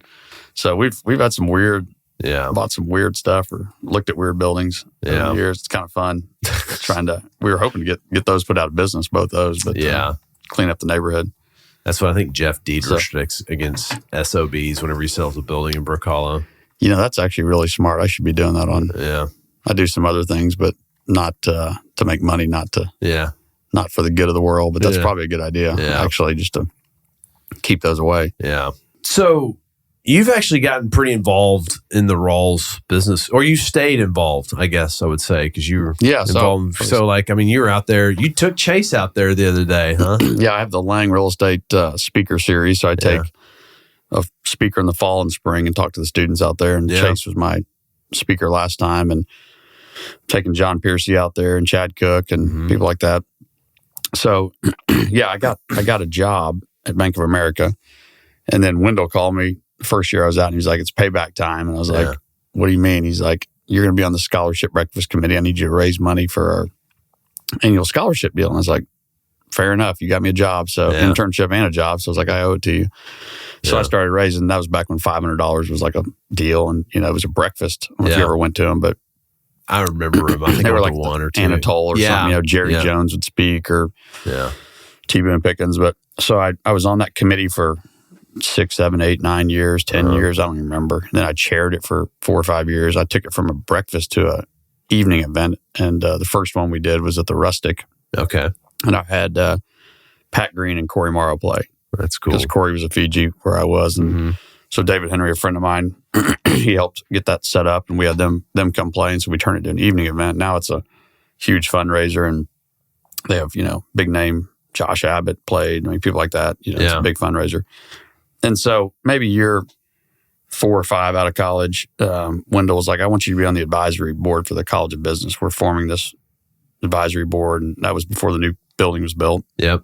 And so I was on the advisory board and then helped in the raising of the money and selecting of the site and building of the building. And, I was probably 27 or 28 at the time and maybe 26. And the next youngest guy was like 56, and then from there to 86. I mean, it was just like, right up. And I was the one young kind of guy in there. And so I did that, the advisory board for, I can't remember. There was no tenure back then. Now it's like a structured deal. You're on there for 2 years and you roll off. And and then they gave me the Distinguished Alumni Award for the business school. I think at the time I was maybe the youngest. I can't remember to get it. That's Cody cool. Campbell got it a few years ago, so he beat me out on the youngest. So, I was very active with them and did tons of stuff with the business school, and they just kind of wore me out and burned me up. And so a few years ago, I was like, guys, I'm off. Jared Harrell called me and was like, I need you on this advisory board for the real estate thing. And I was like, Jared, come on, man. I said, I'll come speak to students. That's what I want to do now is that kind of stuff. I don't really want to be on a board. And I think I've made one meeting, unfortunately, because I've had YPO events every time they have their meeting. So I'm on the advisory board for the real estate college now, or the real estate emphasis. Yeah. Take speakers out there. But what I really want to do now is train horses for the Texas Tech Ranch horse team. You know, for kids that can't afford the caliber of horse you need. Yeah. I want to train these horses, and then, you know, I haven't figured out my program yet, but basically, you know, let them use a horse for the duration of their college deal. Yeah. Then maybe they sell it. Maybe we split the profit, or maybe I give it all to them or something as kind of a graduation gift. Yeah. Just, you know, for me, it's just about a matter of, you know, wanting to be in the industry of the horse deal I like. And I say I like it. I think I'm going to like it. I did it in college when I was out there. I worked at the sale barns and rode horses and hunted through college. I didn't really party. I was on the back of a horse or had a gun in my hand for the entire college out there. And so I know I like it, but we'll see if I really want to do it to a bigger scale. But so, yeah, I'm not real active with them right now, but been very active in the past. And we'll always do stuff for them. I'm just kind of shifting my focus more towards something that I'm a little bit more passionate about. The business school, I feel like, has plenty of great guys like you to carry the torch, and, you know, they don't need me anymore. I'm tired. Yeah, I've gone out there. I've gone out there and spoke a couple times, and it's actually rewarding, isn't it? Yeah, it's cool. It's fun. And Jared's actually coming on this next week. So, is he? Yeah, I love Jared. Yeah, he you know, they've done a great job at really, you know. And then I went to their real estate. I don't know what it is. Yeah, their conference. Their conference or whatever. And they did a really good job with that. I thought they had some really relevant speakers there and stuff like that. And for an Aggie, he sure has bled red and black. Yeah. I mean, he has taken it over and done an amazing job. And I think Chase, they're coming for their real estate tour, and they're going to go by the Robert Lynn offices, and Chase invited me to go over, and he said they just hired one of those students. Oh, that's great. So yeah. Another buddy of mine that I took out there to speak, I think he hired an intern from him. And so, I mean, there's probably some of the best quality students you'll get, you know, not from a academia standpoint necessarily, but from a drive and a work ethic and you know, I mean, a lot of first generation college people, a lot of West Texas people. Yeah. So you just get great quality people. And even I took Jennifer Pearson to speak out there, and she's on the real estate council now. She's an Arizona State grad, but you know, they needed some diversity on the board, and so they asked her to be on there, and she said yes after she spoke. And she's hiring students out there now, and she loves it. She's like, it's a great place. I love coming out here and love hearing the stuff. And she was thanking me for getting her to go out there. So yeah, I think it's a great thing Jared's doing out there, and he's really, that's going to be it is an impressive thing that he's built in such a short period of time, and it's going to be even better. I know he's going to do real well with it. Yeah. Wish I had a bigger hand in it, but like I said, I'm just kind of on the tail end of it. But you're just going to be a horse whisperer from now on. Yeah. Right? Well, so far I'm starting off pretty bad. I mean, no, I'll tell you what's really cool too is, you know, I don't know if you've ever listened to the Trepwire podcast, but it's really informative on the CMBS, on the banking side of stuff, what's going on there. And the guy that kind of spearheads that's Lonnie Hendry, and he's an adjunct professor out there. And so I've heard of it, but I've never listened to it. Man, it's pretty, it's very, it revolves around a lot of office stuff because those are where the big loans are that are defaulting. Yeah. But man, when you want to talk about real estate, Lonnie Hendry gave his presentation on real estate data. I mean, that guy's data is like dialed in, and it was just really interesting. But you know, I mean, there's a lot of people that listen to that podcast, and it's very informative on the when we have an intern, I usually make them listen to it and like,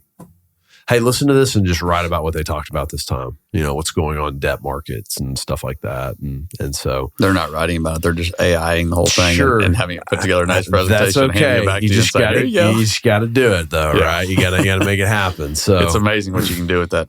AI. I went to a little YPO put on a deal about AI, and it is mind blowing. I mean, you can feed it the information you want and have it create web pages that are I'm like, I've been spending $30,000 on a web page, and I could have just prompted it a few things, and it would pull up all the slides, and you can have it do the entire, 10K for a publicly traded company and tell you all the stuff. And then you can say, make me a presentation to the board to explain to them that they're doing a bad job and make it really sound mean or whatever. And it'll come with that. And then you can say, never mind, make it sound like Snoop Dogg is doing it. And it'll come back and it'll be like a rapper's talking to the board. It's just, I can't even wrap my head around what all can do. We're not using it, but lease abstracts. We've done it. We've lease abstract through it.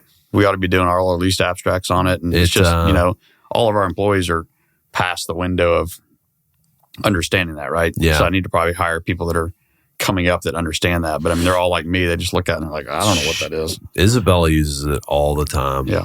Like you want to write, you want to get some legal language, but like you don't really want to pay an attorney for it because it's not worth it. Yeah. On the deal size, just put it in there. And earlier I was reviewing a couple documents, and I just took the paragraph by paragraph and I just threw it in there. I was like, summarize it, and it bullet points. Isn't that crazy? Yeah, it's fascinating. We were driving to Lubbock the other day, and I just pulled it up and it was like, we're like, hey, let's do trivia. Give me some geography trivia. It's like, here's 20 questions. We're just like sitting there in the car on the way there. Yeah, my son. I mean, I asked him what the best, whatever it was, tire was to buy or something like that, and he put it in there, and he's like, okay, here's the deal. He's like, all this stuff. I'm like, golly, it's just amazing that you can get that much stuff out of there. Which I guess that's the next big hitters in the real estate world are going to be all these guys in the data center business, right? They're going to. At some point, though, when the data gets so good. Oh, wait, you're talking about data centers like on the real estate side. Yes. Those are going to be needed. And those guys are, they're the, the Paul Moser that runs Stream's data center business. Mm-hmm. He was in it. The first thing they ever bought, that my recollection's right, it was over on King James. It was like an AT&T call center. Yeah.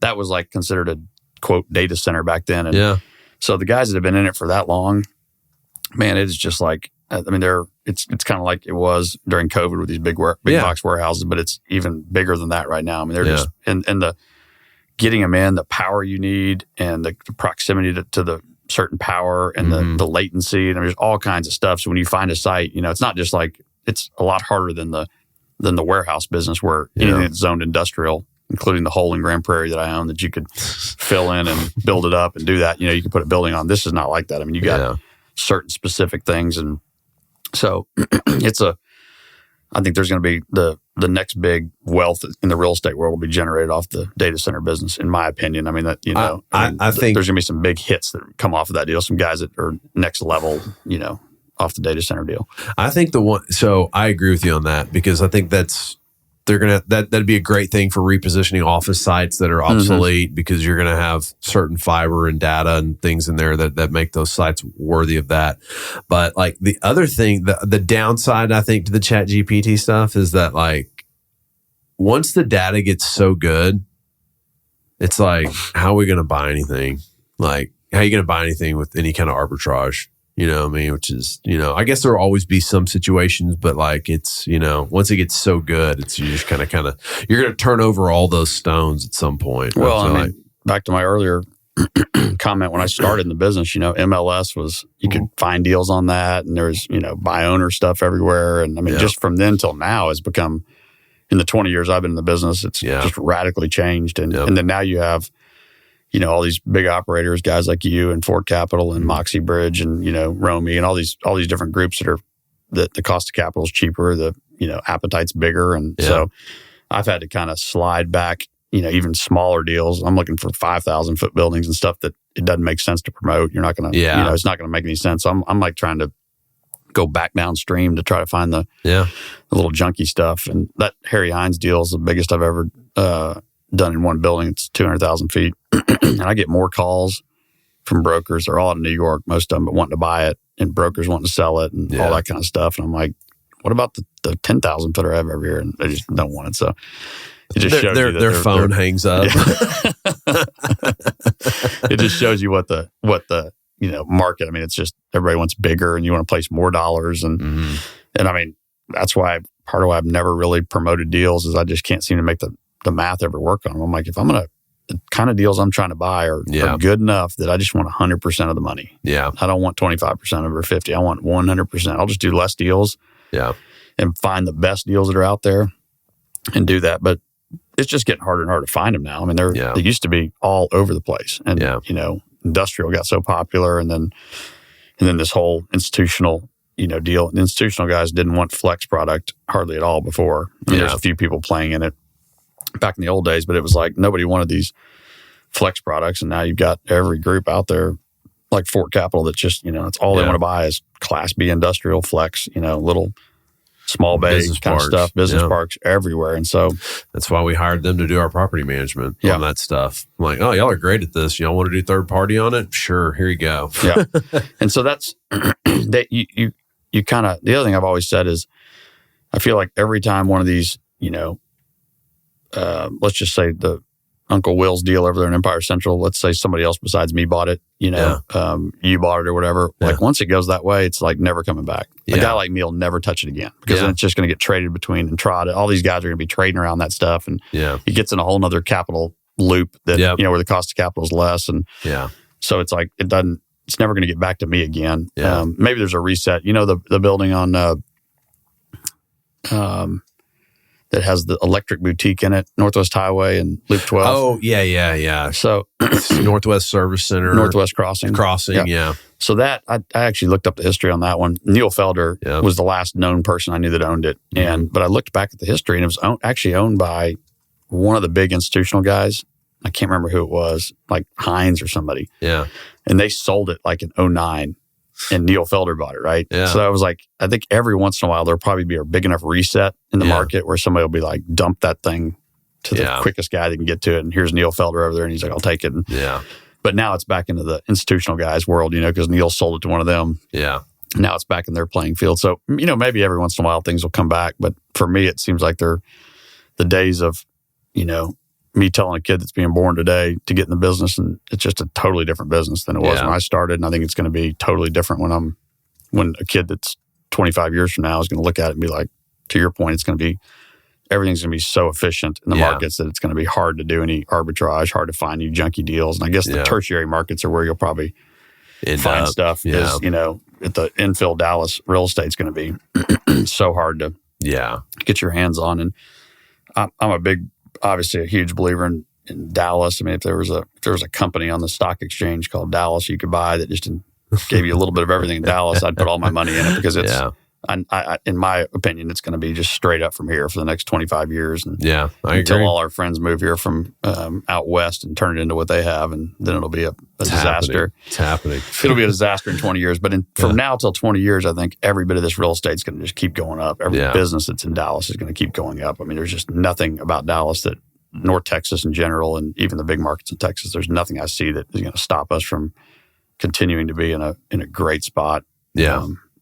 Going forward. So, no, I agree. We work in, multiple markets, and the velocity here is just so much different compared to other markets. And, we're very fortunate to kind of be in the birthplace, I kind of think, of commercial real estate. I think, I know it's all over the world, but I kind of feel like Trammell Crow really pioneered a thing here that made this as and then geographically we're in a spot that is lent itself towards industrial as well. It's, when I got in this 20 years ago, it wasn't, I'm doing industrial because this is the best place in the world to do industrial. I just ended up doing what my brother was doing. My brother just got into real estate because he's like, I know people make money in real estate. Yeah. So, so to that point, I agree with you, man. I think we're very fortunate to be in Dallas. I think we got a lot of runway. I think we got a lot of people moving here. The traffic's getting worse and worse. That's a good and bad thing, but yeah, no, I'm definitely long Dallas. So yeah, I mean, look at we were talking about the Indians out there on that map. That was 120 years ago or 140 years ago that they were scalping people. Yeah, right down the road here, and I feel like it was just yesterday that it was the other generation. Jason Moser's dad, all those the Bates, Richard Myers, Floyd Bates, those guys. It was such a small little world of brokers and stuff. And now, I mean, just in 25, 30 years, it seems like it's just gone crazy. I mean, all these brokers and sophistication and all this stuff. I mean, we've come a long way in a real short period of time when it comes to how this stuff gets operated and how it gets, managed and done and that sort of thing. So I kind of feel like we, at Lang Real Estate, we're very hands-on with it, and we know how the nuts and bolts of it go together. And I really understand, and the team, just everything from title to, all the different rights of real estate to the construction of it to the, I can break it all down. And I just really kind of, that's kind of my forte versus like, if you ask me to run a model, I've never done a model on a deal I bought. I mean, I just buy them all. I look at it and I just know what it's going to. Yeah, it's going to happen. I know it's going to happen. And sometimes way under, and I end up doing way better than I thought, or sometimes it's not quite as good of a deal. But I mean, I generally have a good gut feeling, and I can run all the models you want me to. But I don't know how to run a model, but I could. But I just go off a gut reaction. I just know how to operate the real estate, and I know who owns it, and I stay in my little wheelhouse, Stemmons corridor, and I just kind of focus on that. I mean, I've only owned 1 or 2 buildings in Brook Hollow my whole life. You can believe that. I don't own any. Yeah. And that was my sandbox for so long. I know. So I own Love Field, Design District, a lot of Hines, North Dallas, but I mean, Brook Hollow, I bought that building from Chase. Yeah. The Premier Row building, the Dungeon, and maybe a couple others. But I mean, I've done very little business in Brook Hollow, and but. Well, I agree with you though, man. I think we're in a great spot here. I think we've been very fortunate with the run up in industrial too, because that's the sandbox we play in. So, but I'm glad to see too. I mean, right now it's a weird market, but it was so frantic before that every offer was like, if you don't add 30%, you're not going to get it, and at least all that's kind of gone now. I'd rather operate in this kind of market where it's like you got some time to, take a shot at it. Before it was like a deer running by as fast as it could, and you just got to try to shoot it on the run, hope you hit it. And it's like now at least you can aim now and take your time and get a good shot off on something and not make a mistake. And so it's been good. I think the leasing market's definitely soft. I do too. We're feeling it. We're lowering rents. I mean, long-term holders. So I want to keep my deals full. I'm not looking to sell them. So I'd rather take less rent and live to fight another day than have a vacant building for the next 6 months that I got to keep the copper thieves out of. That's right. But it's definitely softened up. We've come backwards. I mean, I still see deals getting done for big numbers and good numbers, but those are definitely the anomaly, not the that's not the norm. I mean, we're probably $2 or $3 a foot less on everything than we were 18 months ago. Yeah, that's what I think. Rents are definitely softening. I think that's going to be the theme for a while, and plug the holes and just wait till it turns around again. Hopefully, election kind of injects some energy into things if it goes the way that most real estate people want it to go. But yeah, no, we're. But I think there's good markets. I think there's bad markets. I think you buy in all of them, and that's what really investing is versus what I call speculating. You just wait. So we try to stay active the whole time. So yeah, I've got buildings that I paid $20 a foot for, still own. I've got them that I paid $150 a foot for, $160. So, you just got to roll with the market. You just got to keep buying. If you're buying all the time, I think you're going to average out and probably do good in the end. Yeah. Well, man, it's very interesting hearing your numerous war stories. So, man, I really appreciate you coming on, man. You got a wealth of knowledge on the construction side, and just hearing all the things that come into all that. And I mean, you've lived doing what it takes to be an owner and operator, and do, it's not passive income, like people like to think it is. I've done it the hard way. Yeah.